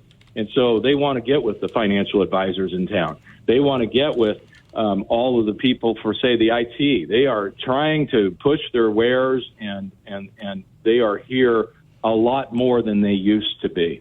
In fact, we have a lot of people that live in Boise, and they commute to the hellholes of Seattle and Portland. So, you know, we wind up with a complete reversal of what it was a few years ago. But, Kevin, you're right. It is kind of amazing. All they did was build hotels for like several years, and it's still not enough. Isn't that crazy? It is, but I mean, it's not like we're on the beaten path. Okay, that's fair too. It is totally fair. And that's another reason you need a room, right? Because if you are visiting from out of town, you have made a trip to get here, and now you are going to have to spend a couple of nights to make it work. You don't just do an overnighter and head down the road to Pocatello, because that's even more in the middle of nowhere.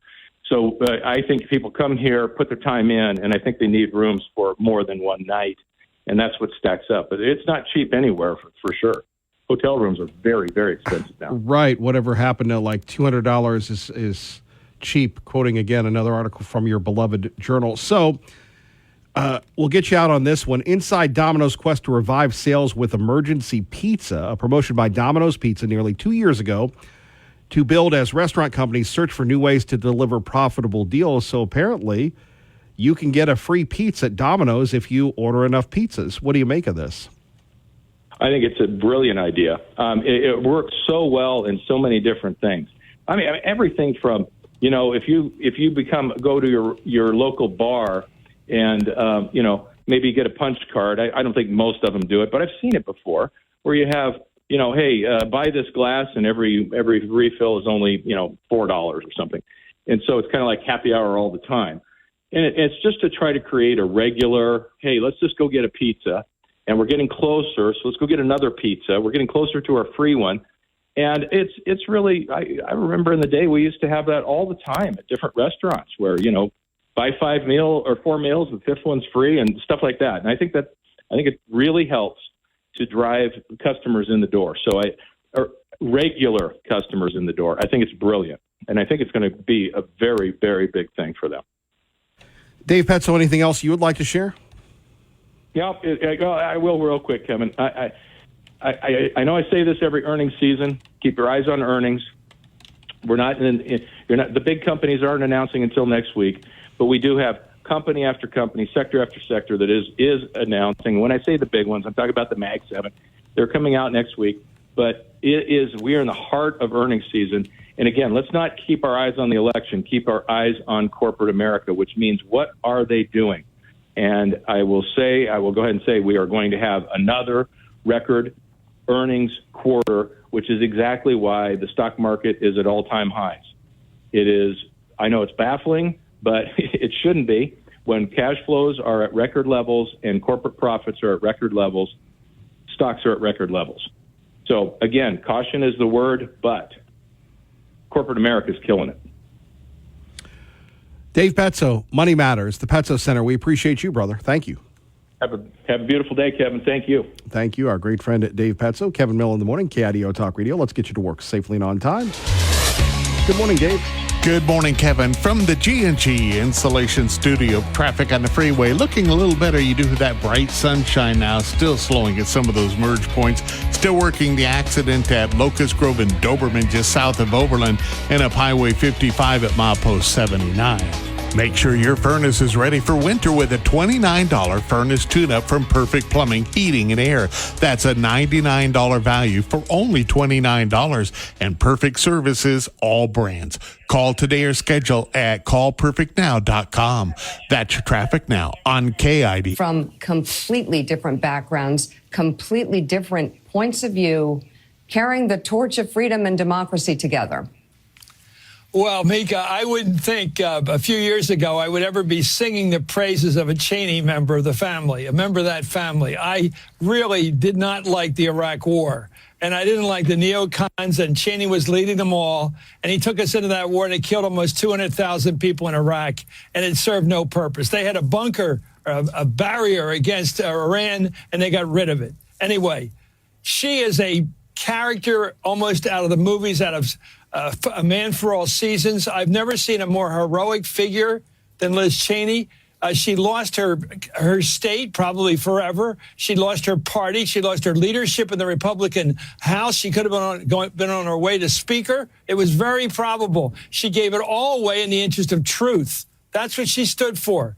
It's amazing to me how few people have gotten behind her. But now, one person that's got behind her is Kamala Harris. And those sitting together, those two women, as you say, on that stage is remarkable because there's such courage there from Liz Cheney. And I cannot say anything that would stop me from saying she's been unbelievable. And I think now if they use her for the next 2 weeks, I also want to say something about the Democrats. If you're going to use her, repay her when you get in office. Don't just act like you're giving a little nod to a Republican. Clean up some of your act. You've got problems, Democrats. You don't have all the answers. You got to do much stuff for action on the border. You have to get serious about it and come up with a reasonable way of getting people into the country on a reasonable way and let them become citizens in time. There we have Chris Matthews. Good morning, Kevin Miller in the morning, KIDO Talk Radio. Phone number is 580-5436. Saying that Liz Cheney is courageous. Well, Liz Cheney's career is done. Let's face it, she didn't really live in Wyoming that much. She just kind of hung out. By the way, the headline from The Hill, the scared majority could deliver a landslide victory for Donald Trump. This is looking very good. This is from Douglas McKinnon, not very, well received in the Trump community, but he's telling it like it is, that it appears to be very, very good for all of us. Let's just get some of the details here. We'd love to get your reaction. For decades, we've heard about and often ignored the silent majority time and time again. Republican leaders have predicted this seemingly mythical phenomenon was going to come to the fore and save the country from the destructive Democratic policies. We've heard Tea Party Bob and Patriot Ray and others talk about the beloved silent majority. And Richard Nixon talked about it. We saw it with Richard Nixon's landslide. We saw it with not only Richard Nixon's landslide, we saw it with Ronald Reagan's landslide. And people say, well, you can't really win the popular vote anymore. I mean, think about Bill Clinton. Bill Clinton, what was it? His first year or second year, he won with only 37% of the vote. Now, if that is not a reason to not have ranked choice voting in this state, I don't know really what is. When we're taking a look at, here's a guy with 37% of the vote and he won. And I know a lot of you go, well, the governor won with 35% of the primary that 1 year. Yeah, that was in a primary, not the general election. We don't really need to turn our primaries into general elections now, do we? And like I said, at 580-5436, 580-KIDO, Cheney, she was a congresswoman from Wyoming in name only. And now she's bitter and she's upset.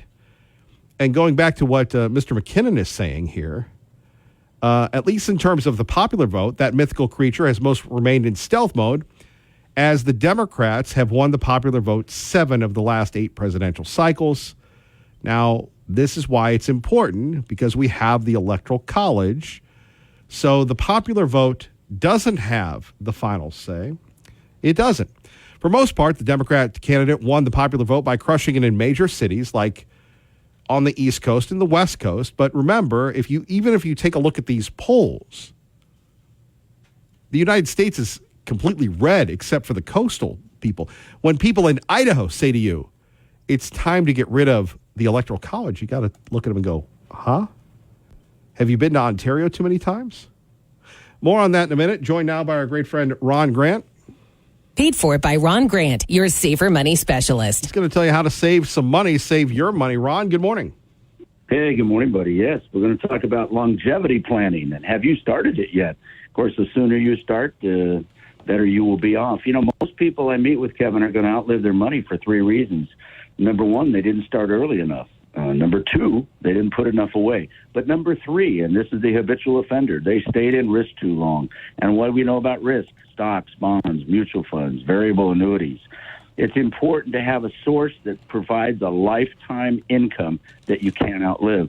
And traditional retirement plans, 401ks, 403bs, etc., just don't provide that income source. Sure, you can take out lumps of money, but what if you take out lumps of money and you're not making money? In other words, you're taking more than you're earning, you're eating the principal up. And of course, my clients and I, we don't like that, and that's why we don't do that. Ron, if people want to get more information and to ask you legitimate questions, what can they do? Information is important. Knowledge is power, Kevin. And I've got a great educational website that I put together so people can go on and get some educational information. That's safermoneyspecialist.com. There's some great articles there that they can read. There's videos there that they can take a look at. Heck, there's even a book they can download, 10 Things to Know About Retirement Income.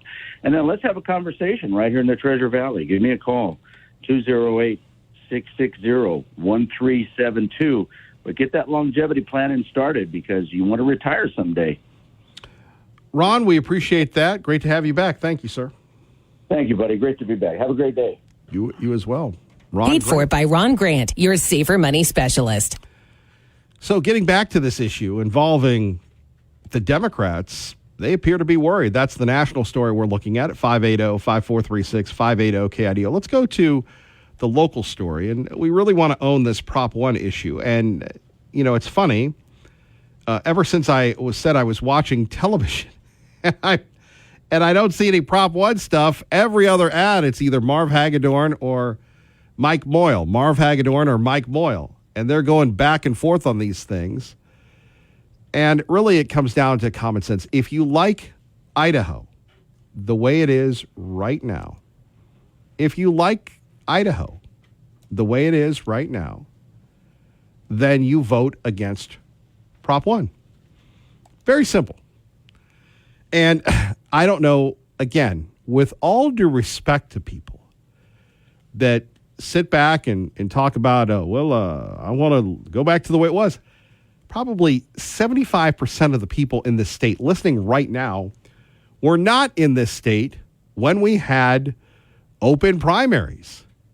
And to me, like in the state of New Hampshire, where they have open primaries, I'm thinking to myself, why in the world would you want an open primary when you're thinking about this, just for the simple fact of the matter that's why you have a general election. You have the good guys, the Republicans. And then you have the other team, the libs, liberal. You have the liberals. And whether it's in Idaho or New Hampshire or any of these other states, except California and New York, I guess, and maybe Washington and Oregon, where the libs run wild and free, it comes down to the fact remains that the Republican Party is dominant party, and they go, well, we want to vote in your party. Well, no, then you have to become a Republican. And that doesn't mean that you can become a Republican and then all of a sudden switch sides. It doesn't work that way. Not at all. And it shouldn't work that way. That's why we have the system the way we do it. And that's why we should continue to keep this system. And yet other people are going, well, we need to make it open for everyone. Well, no, that's why you have political parties. And that's why the nation had political parties and continues to have political parties. Now, the argument that, well, they're just too mean. No, it's called hardball politics. It's called this is what I stand for. And everybody has a right, or everybody has a wrong, if you will, to spend as much money, as much resources as they humanly can to get themselves elected. But to blow up the process, I mean, I think it's Washington and Oregon and Alaska wants to get rid of it because they see the disaster of what it is. So they're right. We don't need that in Idaho. More thoughts on Prop 1 next. And why are schools running out of money? I'd love to hear from you. Kevin Miller, KIDO Talk Radio. KIDO, going back to this couple of the big issues that we've been discussing this morning. Obviously, we're concerned about ranked choice voting. And why in the world would you blow up something that is so successful? Why in the world would you blow up something that means how people vote, the closed primary system, if people are moving to Idaho and they want to be heard? Let's face it. Everybody wants to be heard. Few people want to listen. And the fact that we haven't had a lot of debates, we haven't had a lot of dialogue on this. Sure, we've had a lot of paid ads, and we had the guy that came in with the documentary, and apparently Chandler got in a little argument with former Senator Hagedorn, and obviously the passions are going to fly, that sort of thing. But on the other hand, it's just crazy when you think of that this could be a reality. And as I said before, at 580-5436-580 KIDO, I'm just perplexed that many people are very worried about this, and I don't see I see the advertising on television and maybe direct mail, but I don't see near as much as it was when we had expanding health care or Obamacare or Medicaid or any of these other things that were bigger issues, if you will, bigger issues. And now we're seeing this come to the forefront, and it's almost as if you can't beat them fairly, so you decide to beat them this way. But I don't believe that it's going to happen. We'll see how it plays out. Looks like a lot of people don't want to talk about that today. Let's go to schools, if you will. We'll talk about schools next and how to fund them. First, let's get you to work safely and on time. KIDO Talk Radio. Traffic. Good morning, Dave. Good morning, Kevin. From the G&G Insulation Studio, traffic on the freeway looking a little better. You do have that bright sunshine now, still slowing at some of those merge points. Still working the accident at Locust Grove and Doberman just south of Overland, and up Highway 55 at milepost 79. Make sure your furnace is ready for winter with a $29 furnace tune-up from Perfect Plumbing, Heating, and Air. That's a $99 value for only $29, and Perfect Services, all brands. Call today or schedule at callperfectnow.com. That's your traffic now on KIDO. Appreciate that, Dave Burnett. So, again, we have the situation here where the schools are saying they're out of money, they're out of time, they're out of anything. And as I'm thinking to myself, where is the money going, and how in the world can you justify more and more money? And look, I believe people when they're saying we're running out of money. I believe people when they say we're going to fire people. I believe people when they say it's tough. And a lot of people, unfortunately, have used scare tactics. A lot of people have used this to say, look, we're going to get rid of people. Take a look at Caldwell. Caldwell, you have Caldwell High School. You have a situation where there's literally no police officers there. Now, again, Chief Ingram called in and said, look, Kevin Miller, we're there. We're playing free safety, but we don't have school resource officers, security resource officers, whatever you want to call them in the schools. And then you've got to be a little bit challenged when you're thinking about this, because you've got security guards there. And look, we love security guard Mike, and there are a lot of good people that work security. There are a lot of people that do a good job.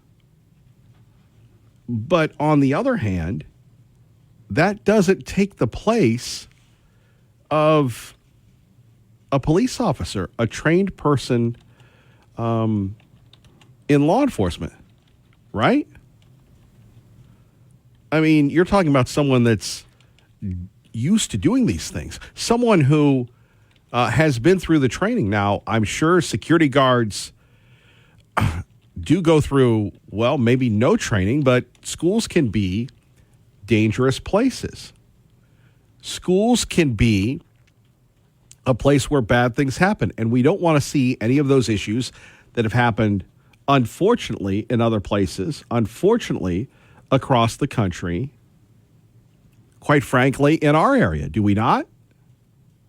We don't want any of those issues to happen. So why in the world? And again, it comes down to us versus them, right? Well, the voters didn't do this. Well, have we looked at every option? Have we looked at every option as far as saving money? Can we cut something?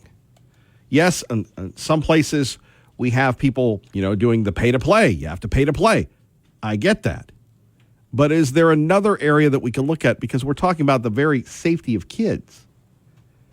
And now some people are going to blame, well, it was the legislature, it was the governor that did this because it ended the free run. We spend millions, if not billions of dollars on education. You can't tell me that there's not a way that could we cut the TV commercials? I mean, can we cut the TV commercials? Are they free? Do the broadcasters give the state school superintendent free TV access?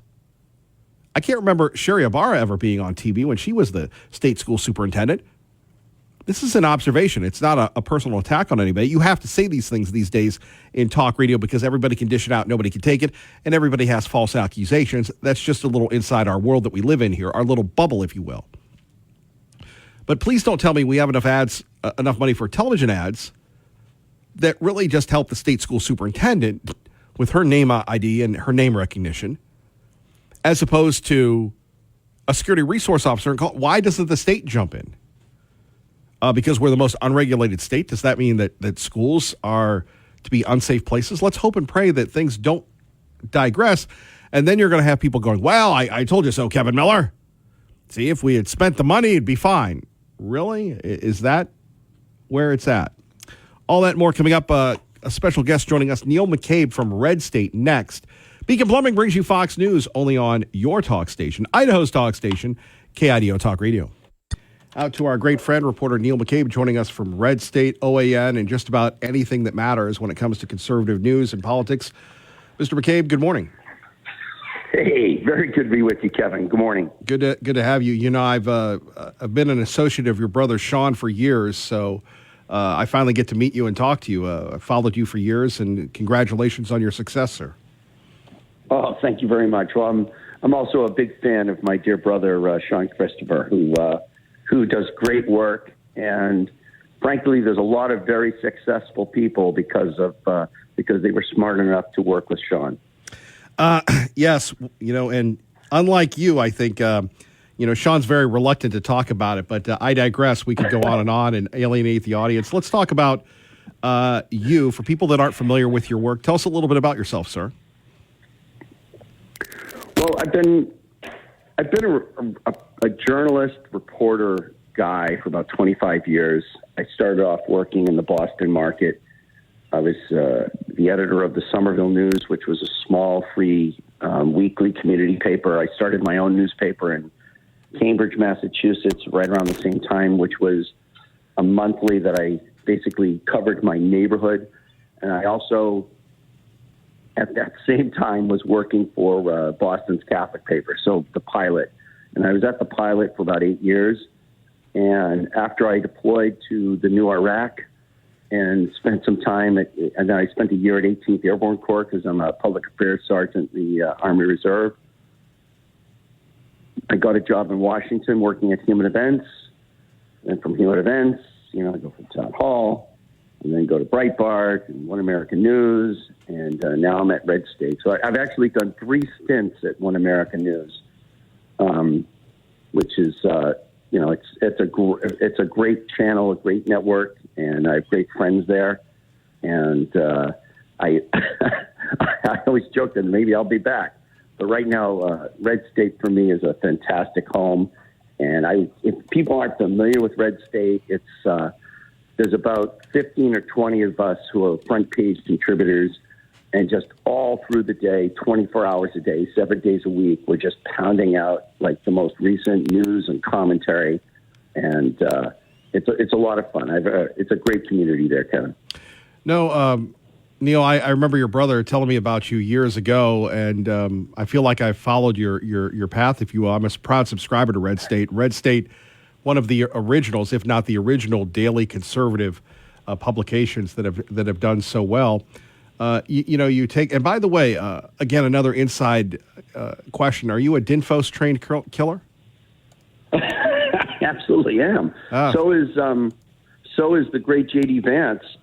I went to the Defense Information School at Fort George G. Meade and graduated from the basic photojournalism course in 2003 and then took the broadcast journalism course in 2012.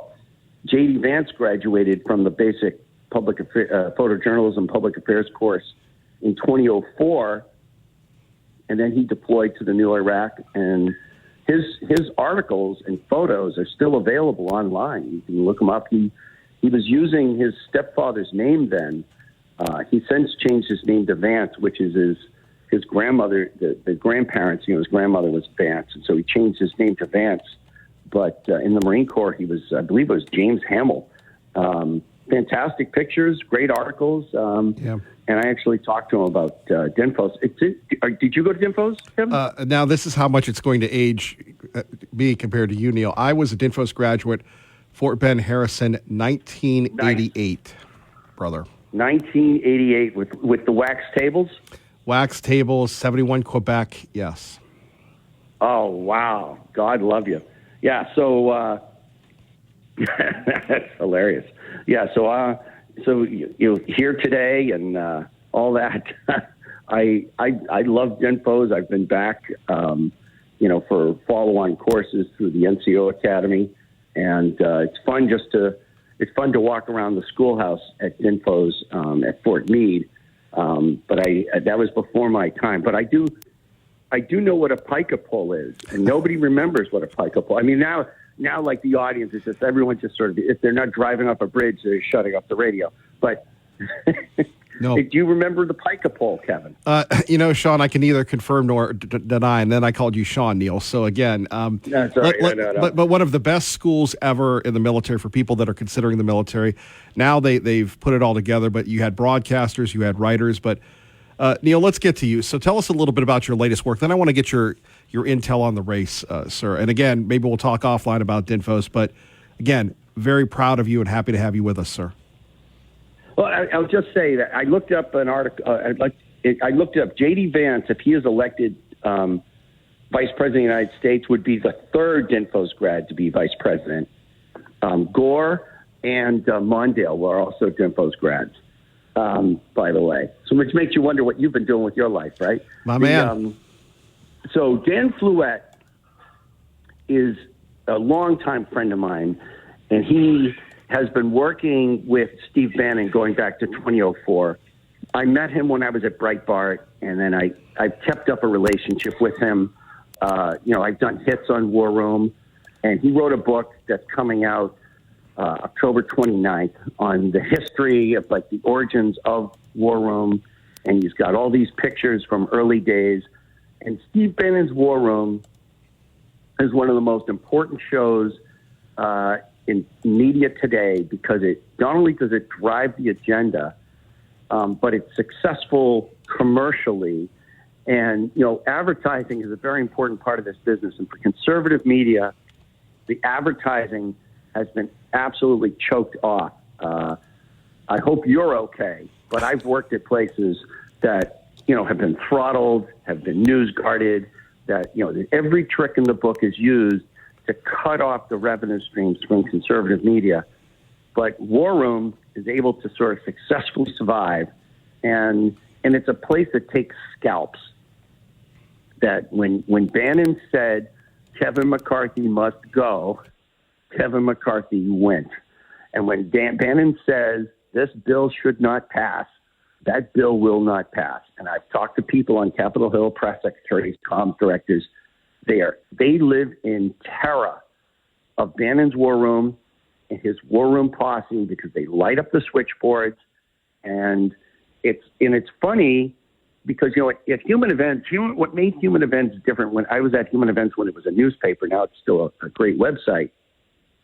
But the core of Human Events back in the day was that it was tougher on Republicans than it was Democrats, and that's what I tried to bring to Breitbart and One American News, and that's what War Room is bringing. Is like, if we can keep the Republicans from not betraying us, we win every time. The only reason the Democrats win is when the leaders and the staffers and the consultants who run the Republican Party side with the left for basically social reasons, right? Because they want to get their kids into Georgetown prep. And so it's like if we can convince these Republican leaders, staffers, and consultants to stay on side, that's how we win. And Dan talks about the power of the show. He talks about how really the origins of the show were with Andrew Breitbart, because Bannon used to have a Sunday night show on WABC, that great booming AM station out of New York. And, he'd have Breitbart on, and they would just, the chemistry and the stories and the way he interacted with Breitbart, he realized that Bannon was more than just like a political operative. He was actually a broadcaster. And you've had a very successful career, and I hear you're very comfortable on the mic. There's a difference between, when someone is a broadcaster, it's a different relationship with the microphone, and it's a different relationship with the listeners. And Bannon has that, and that's what Dan talks about in that article, and of course with that book that's coming out. Well, Neil, I'm glad we have you with us here. Neil McCabe joining us here on KIDO Talk Radio, because it's fascinating. As someone who grew up on Human Events, reading Bob Novak and Pat Buchanan, and just, you want to help your intellectual firepower, just read Human Events. You've had this storied career where you've been to, you've worked at a traditional place like Human Events. And I subscribed to Human Events back in the day, get the weekly newspaper. It was great show prep. But then moving on to Breitbart and OAN, how has the conservative landscape changed? And in your article, how has Bannon and the War Room survived, considering the attempts to get rid of conservatism online and on the air?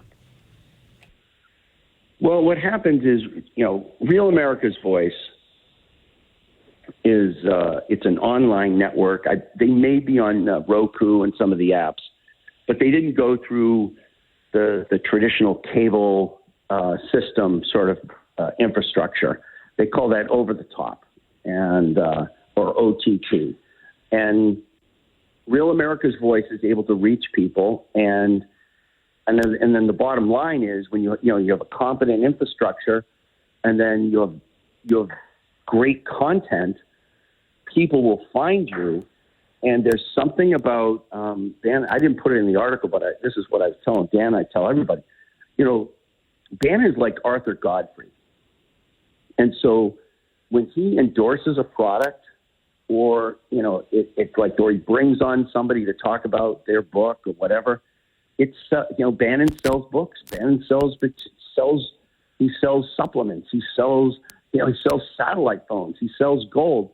And the reaction, I talked to Steve Stern, who has the flag shirt business, who is a great election integrity operative and activist. But Steve Stern has a business called, the Flag Shirt. And Stern told me he'll do a day on Bannon, and he'll get $50,000 in orders.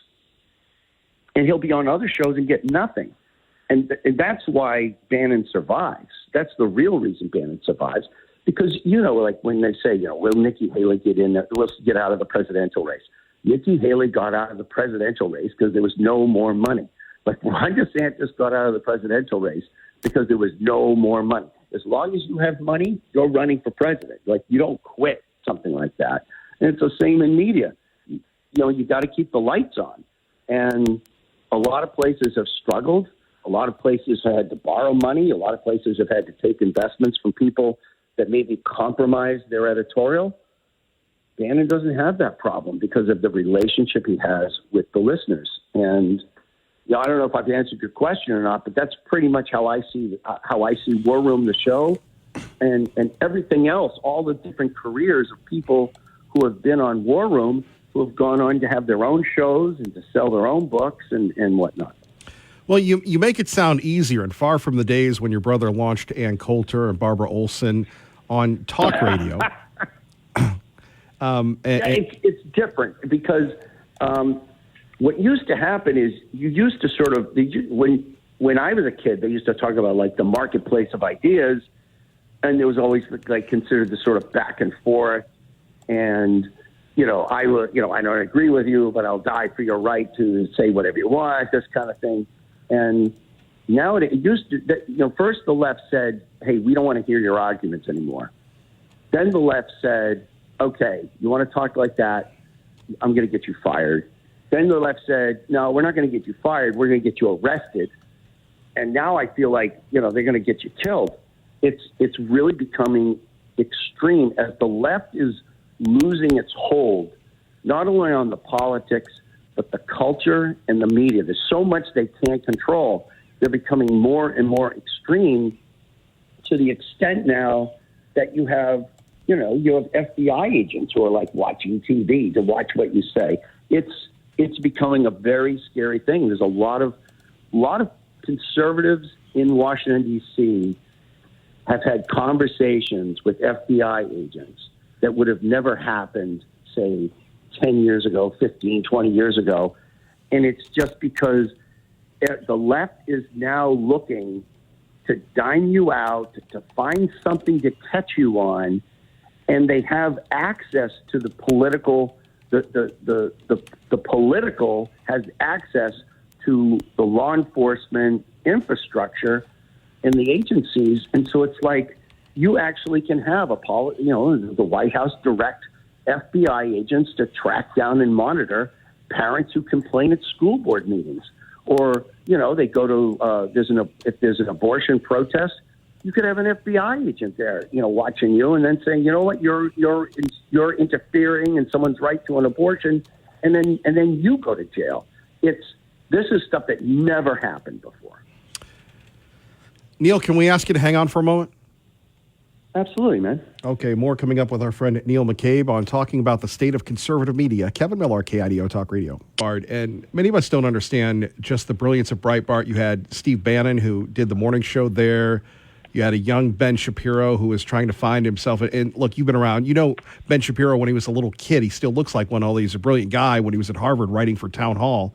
So, Neil, what was that like being at Breitbart? I mean, such an iconic institution, and of course, the legacy of the great Andrew Breitbart. I love being at Breitbart because of the power of the outlet. Human Events really didn't. When I left Human Events, they shut down the newspaper and kept me on as a contractor on the website. But eventually, I left Human Events and was at OAN, and then from OAN went to Breitbart. And I loved the power of the audience that was already built, because it was already this like giant like mothership. So it's like, they were, when you have an article that gets like 25,000 comments, it's like unreal, right? And it's like, I remember there was an article that only got 1,000 comments, and my wife was like, hey, what happened? Well, there's only 1,000 comments on this. And I'm thinking, what do I have to do to impress you? But you could, just like when I was at the Catholic paper in Boston, if there was a Catholic legislator who was misbehaving, I could show up in his office, or I could call him and say, hey, this is the Catholic paper. I want to talk to you about what you just said. And I would be able to pull them back on sides and behave themselves because they knew the Catholic paper was watching. Same thing with Breitbart. I could show up in someone's office, and it wasn't the press secretary who showed up and said, what do you want? It was the chief of staff saying, what did we do wrong? And I would get calls from Matt Boyle, who's the political editor, and he would tell me, he's like, hey, keep doing what you're doing. Everyone's complaining that you're showing up in their offices. And that's how I kept people on sides. And it was amazing. It was amazing to use that power to help the movement. And I never, at Breitbart, I never felt that I had to compromise any of my beliefs because those guys, they're right as rain. And I love working for Bannon. Every political article I wrote had to be approved by Bannon until he left the campaign. He left to join the Trump campaign. And, he was very positive about me. I always got along with him. And he would just reply back, classic, epic. Epic is the word he used, I'll use all the time. Epic. This is epic. This is epic. And the one time Bannon called me angry about an article is because I described Prescott Bush, the son of Jeb Bush, as a Navy officer because he had served in the Navy Reserve. He was in the Navy. They made him an officer in the Navy Reserve, and they sent him to Afghanistan for 6 months to sort of uniform wash him, right? So now he can tell everybody he's a combat veteran. And he said, as long as I'm at Breitbart, Prescott Bush will never be described as a naval officer. Because, of course, Steve was a deck watch officer on a destroyer. And, it tells you what's important to him, and it tells you about his integrity, Kevin. Well, again, Neil, not to do too much on Bannon, and we're going to get back to you in a second, but it is fascinating to get this inside look at conservative online media. I remember the Bloomberg article on how he turned his home into a studio and the headquarters for Breitbart back in the day. Well, they call that house the embassy.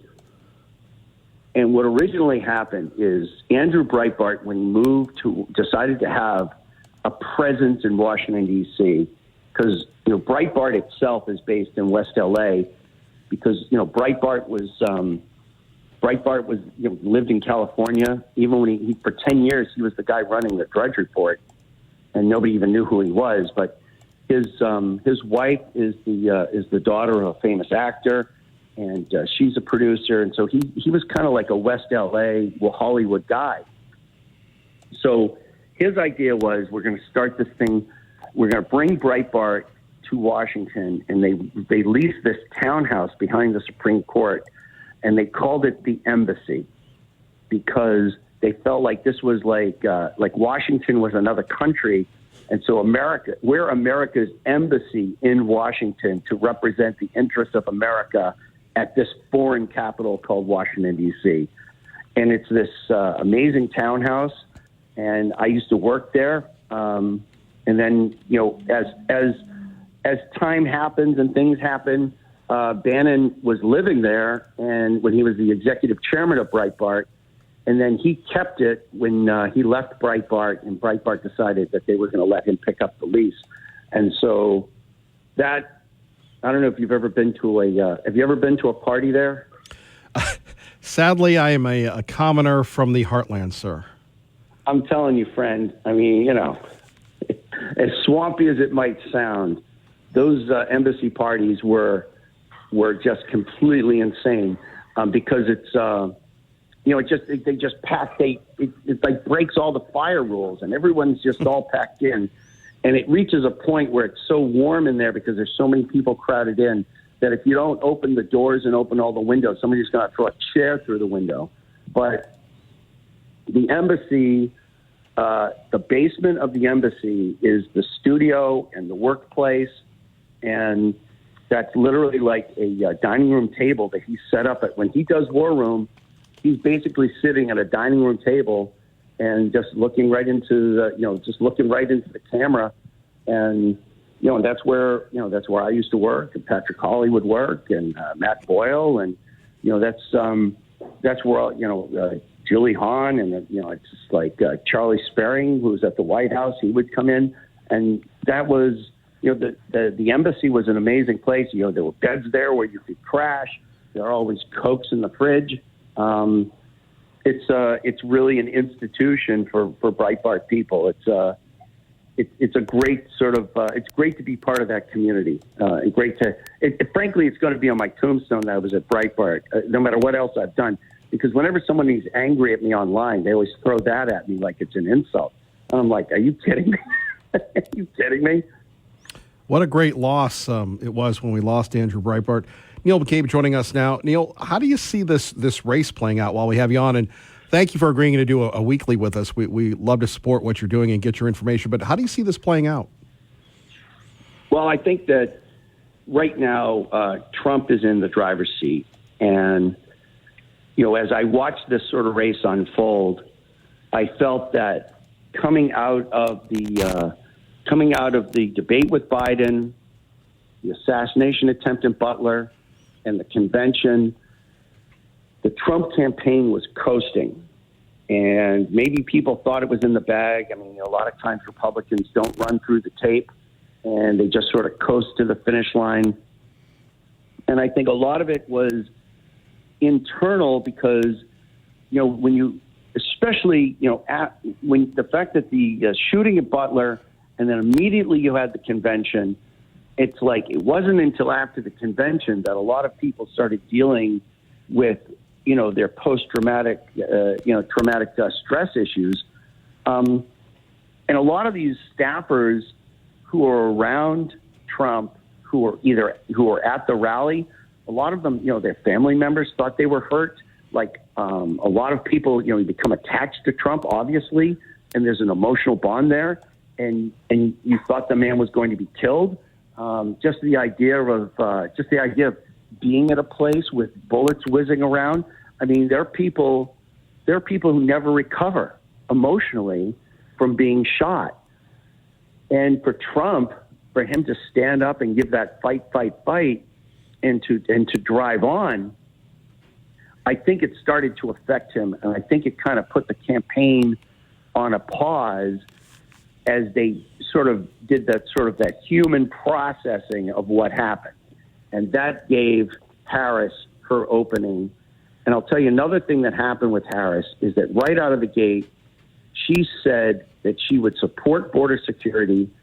And if memory serves me proper, I should have looked this up, but she even said she would finish the wall, Kevin, right? Yep, she did. And so what happens is when you're running as an incumbent, your plan is to pay off the base as quickly as possible, and that when you're running for re-election, you co-op your opponent's ideas, repackage them as your own, and you run as the president or the governor or mayor of everyone. And so Harris was doing that, and she basically stole March on Trump. And then what happened is that eventually they thought they could, the Harris people thought it was in the bag, and they went into a prevent defense. Now, Trump hasn't done anything really, I don't want to say extraordinary, but what he has done is he just started grinding it out. And just like, Harry Truman in 48, he just never gave up. And the guy just kept going, doing his rallies, he kept doing his interviews, and he kept driving on with his message. His message hasn't changed. It's absolutely the same. And he just keeps driving on. And eventually, because he was going to all these battleground states and all these other places, he started to catch the momentum again. And then she didn't have a second idea. She didn't have a second wind. It's like there was no phase two of the Harris campaign. They thought they might have something with Tim Walz, but Tim Walz is not going to reach out to guys. It's like the guy doesn't strike you as a man's man. I think the Harris campaign thought that they were getting a football coach and an Army veteran who is going to go all Sergeant Rock and basically win over all these dudes. And it turns out that the guy just has no connection with dudes whatsoever, or at least not the dudes that would be voting for Trump. I think another thing that's happened with the minority vote is interesting is that I saw it, if you look at the Irish Catholic vote was hardcore Democrat, or just to check about the Catholic ethnic vote was hardcore Democratic, and it didn't break off until Jack Kennedy. And it was like, once you've had a president of the United States, it's hard to maintain that sense of grievance. And then you can basically what happened to Catholics is once you had a Catholic president, you're integrated into society, and now you can sort of look at things like everything else. You have permission to be less tribal. And I think that the Harris campaign failed to recognize that one of the groundbreaking things of having Obama for 8 years is that it was liberating for black voters because they no longer had to vote so tribal anymore because they had by their view, a successful 4 years of Obama. And this sort of like was an acceptance that like, hey, you're part of the mix now. And now people can start to look at things and be a little less tribal. And so what you have is you have black men, you have Hispanic men who aren't voting with the sort of the ethnic loyalties to the Democratic Party. They're voting as men. And that's something that Harris has no answer for. And the Democrats have no answer for. And so, Trump just drove on, and he is who he is. And I think that now what you're seeing with Harris, as she realizes that she's losing, she's becoming increasingly defensive, and she is risk averse, and she's trying to hold on to those blue states that she's supposed to have. Frankly, a Democrat isn't supposed to be worried about Pennsylvania, Wisconsin, and Michigan. The idea that she's campaigning in those states at all means that she's in trouble. And what it also means is that you have people, Harris refuses to break with Biden and the liberal ideology, which could have won her the race. When she was with Brett Baer at Fox, she had a brilliant opportunity to break with Biden hardcore on immigration and other issues. And she came right up to the line. She said, well, it'll be a new president and a new administration. That was not enough. She thought she could kind of like come up with some focus group phrasing that was going to win the day. She needed to tell people the Biden administration made mistakes on the economy, mistakes on foreign policy, mistakes on border, mistakes on crime. And I've heard people. I've been on the trail. I was in the White House. I was in meetings. I didn't know. Now that I've been on the trail and I've listened to Americans, I understand where we went wrong, and I will fix it. That's a message that would have helped. But she's afraid to give that message. And because she's become so risk averse, it's like how many times if we watched a football game, where your team's ahead and they go into the prevent defense, and the prevent defense is why you lose, Kevin. Neil McCabe, how can people get a hold of you? We'd love to have you back, and we'll reach out to get you on every week, sir. Appreciate you. Yeah, you can find me at redstate.com on all the socials at Reporter McCabe. And Kevin, we've talked back and forth online, and it's just a thrill to be on with you. Thanks, man. I appreciate it. I'm very proud of you, sir. Great job, and to all the McCabes, you guys are great. All right, be good. All right, there we have it. Neil McCabe will get your reaction next. Don't forget our friends at Beacon Plumbing. Stop freaking, call Beacon today. Genty, what is it? Find out on our website, KIDOTalkRadio.com. Let's go to Tea Party Bob, who joins us now. Good morning, Tea Party Bob, publisher of the Gem State Patriot. Good morning, sir. You're on the air. Go ahead, please. Good morning, Mr. Miller. Good morning, Mr. Miller. And I was listening to you talk about Mr. Hagedorn this morning, and I hope you just keep pounding the table on how bad Prop 1 is, because Idahoans will be in for a very big surprise if they pass that. I couldn't stop laughing when I saw Hagedorn on the commercial promoting Prop 1, and then Moyle on the other side of it. I always said that this guy was a raging rhino, and here he proves me right once again. That guy's a real putz. Anyway, well, that's not very nice to say. Listen, I've said that to his face, so please, I know what he is, and I said it a long time ago, and he has not changed. A leopard never changes his spots, nor a zebra his stripes. We spent $3 billion on education in Idaho, and I believe it is doing less than nothing to help the kids in our school system.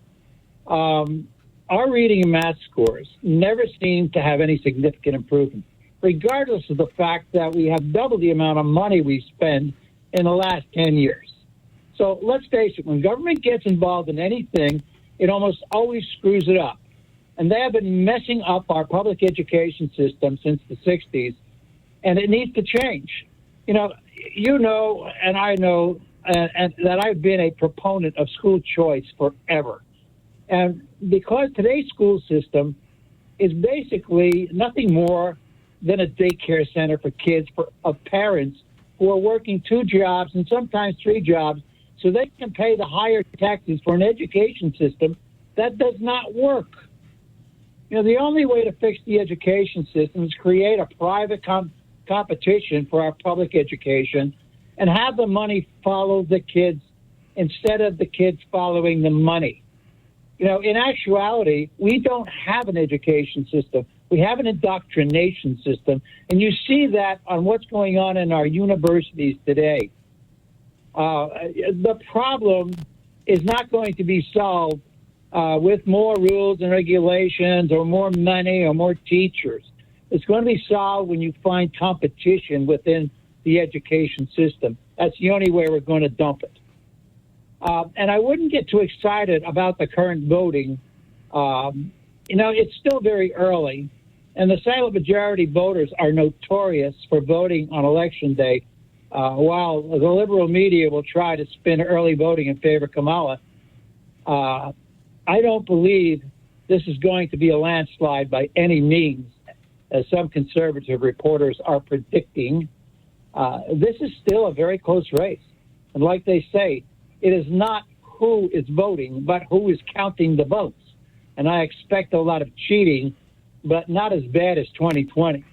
So we're going to see many people. Well, I'm glad that you're such an optimist, but I go back to public education, and I think, man, how the heck can we do better with this? I mean, people are going, we're firing teachers, we're doing this, we're doing that. Kevin, it's not the amount of money you spend, it's the quality of the education. And government has never produced a good quality education for our kids. I mean, you know that better than anybody. Spend some time in the school system. Spend some time talking to the teachers. I mean, they're always hampered by rules, regulations, and, who picks what they're going to be taught? Well, it's not the parents, and the parents don't get involved like they used to. Used to have PTAs. Used to have the parents getting involved in school boards. Today, it becomes almost a professional business. You've got to change it. And you can't change it politically. It has to be changed with competition. I mean, you've been up to the Classical Academy in Fruitland. You've seen the difference. It's not hard to figure out what's wrong with the system.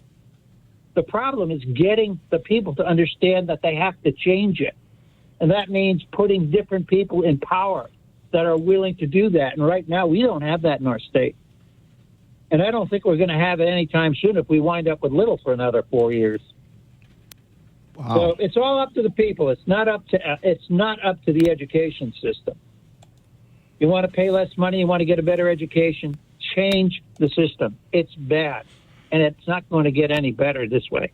All right, Tea Party Bob, appreciate you being a nice Tea Party Bob. Have a good day, sir.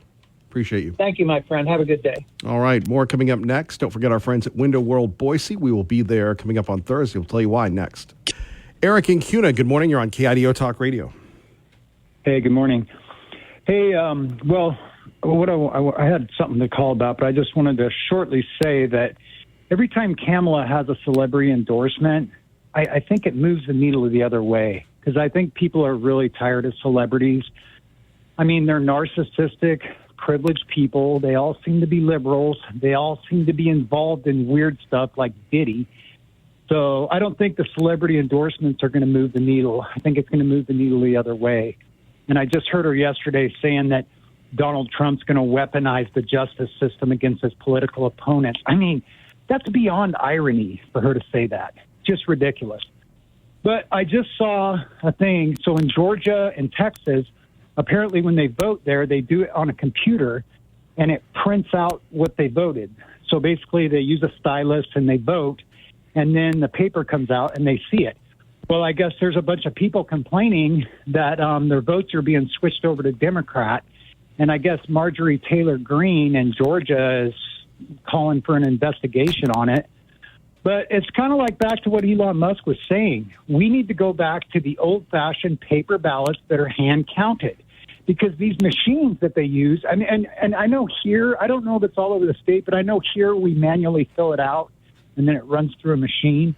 But I guess in other states, they do it on a computer, and then it spits out a printout of what they voted. But, who owns these machines? Who programs them, even if they aren't connected to the Internet? So I think we really got to watch this, because it's kind of scary. And what Tea Party Bob was saying about our education system, it almost seems like every time they throw money at the education system, it's like a distraction almost. So what do they do with it? It was just like Tea Party Bob was saying. What are they teaching? How are they teaching it? Who oversees it? It's weird. And Proposition 1 is like a popularity contest. You write down, I guess the way it works is, so you have your number one person that you like, and then you just continue writing down who you'd like in second and third and fourth place. It's like, what is this? Like, that's not voting. It's ridiculous. So I hope it gets voted out. I am really seeing a lot of signs out there that say yes on Proposition 1, and there's a lot of them going around knocking doors, trying to get people interested in it, telling them, oh, this way everybody can vote. They're pushing it like it's fair, and it's not. So I don't know. I'm just worried. I'm worried that there's going to be too much cheating in this election, and unfortunately, our Congress hasn't done anything in the last 3.5 years to tighten up the election. Well, Eric, we got to keep the faith. Thank you, brother. Mark, the watchdog of Eagle, will bring us home on KIDO Talk Radio. Good morning, Mark. Good morning, Kevin. Yeah, I just wanted to pretty much touch on the same thing. I wish you had asked your guest. I sent you this article from Gateway Pundit. The warden at the jail admits to illegally imprisoning Steve Bannon in violation of the First Step Act, and it should have been released on October 19th. So this was an act that was signed actually by President Trump. And what's very interesting about it, you talk about Kamala and her cronies saying about how Trump's going to have all these people arrested and all that, and they're making political prisoners like they have of the J6 people. So there's one for you right there. He's a political prisoner. We don't have a constitutional government anymore. We haven't in a long time. People think you're free here. You are not free here. It's an illusion of freedom. Prop 1 now. On Prop 1, the ads, I'm surprised nobody is catching this. The ads are at least 10-1, Kevin, for Prop 1. I'll see Mike Morrill's commercial on any of the stations or on YouTube, whatever, and there's at least 10 times as many pro Prop 1. So and this bit about a landslide deal reminds me of the red wave of the last election in 2020, the fraudulent one. Oh, hold on. I don't think we can use that term red wave anymore, but go ahead. Yeah. You notice how that disappeared. Yeah. I think there's another reason for red wave, but go ahead. Okay. Maybe I'm not catching something it's here. It's okay. But no. This bit that Trump's going to win a landslide, no, it's not. And, and you get good old Raffensperger, the Secretary of State back there in Georgia. He's already pulling the same kind of crap already that he did back in 2020. The same kind of garbage he's doing, secretly raising millions through a newly created organization to silence election officials that are fighting for election integrity. That's, there you go. Now, on the last thing real quick. I'm sorry, Mark. Go ahead. No, the last thing real quick is on you know what? The schools, I'm sorry to say, anything the government runs and controls is bad. I mean, look at our U.S. Postal Service. What about the military? I like my post office guy. Like the military. I yeah. like the postman. He goes, "Hi, Kevin. How are you?" And I go, "Hi, Mr. Postman." He goes, "You're a sweaty little Kevin Miller." I go, "Yes, I am." $12,000 toilet seats, $5,000 hammers, things like that. It's waste. And you know what? How the governor gave, I thought, $500 million to the schools. Doesn't the schools also get money from the lotto that we all buy our tickets for? Oh, be careful. The lotto doesn't like it when we talk about them. They get mad. Yeah. Well, where's all that money going? Why don't No, Greg we have, Ferrero, for you. It's for me. They literally, they call up and they get mad.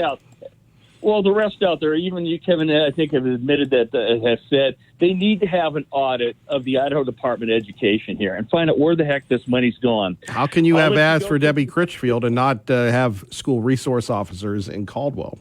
Yes, it's insane. You have a good day, sir.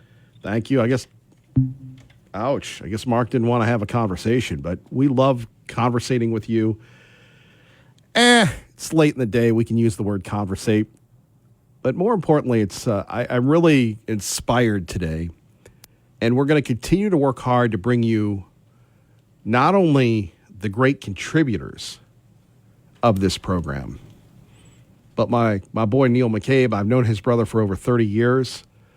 When you lose faith in the values and traditions of America, it's great to have a young man, I was going to say a kid, but he's probably in his 40s, Neil McCabe, on talking about knowing J.D. Vance and holding people accountable and inspiring and holding people accountable. That's our mission together in life. And we so appreciate you. Have a great day. God bless. Please keep the faith. And Kevin Miller loves you.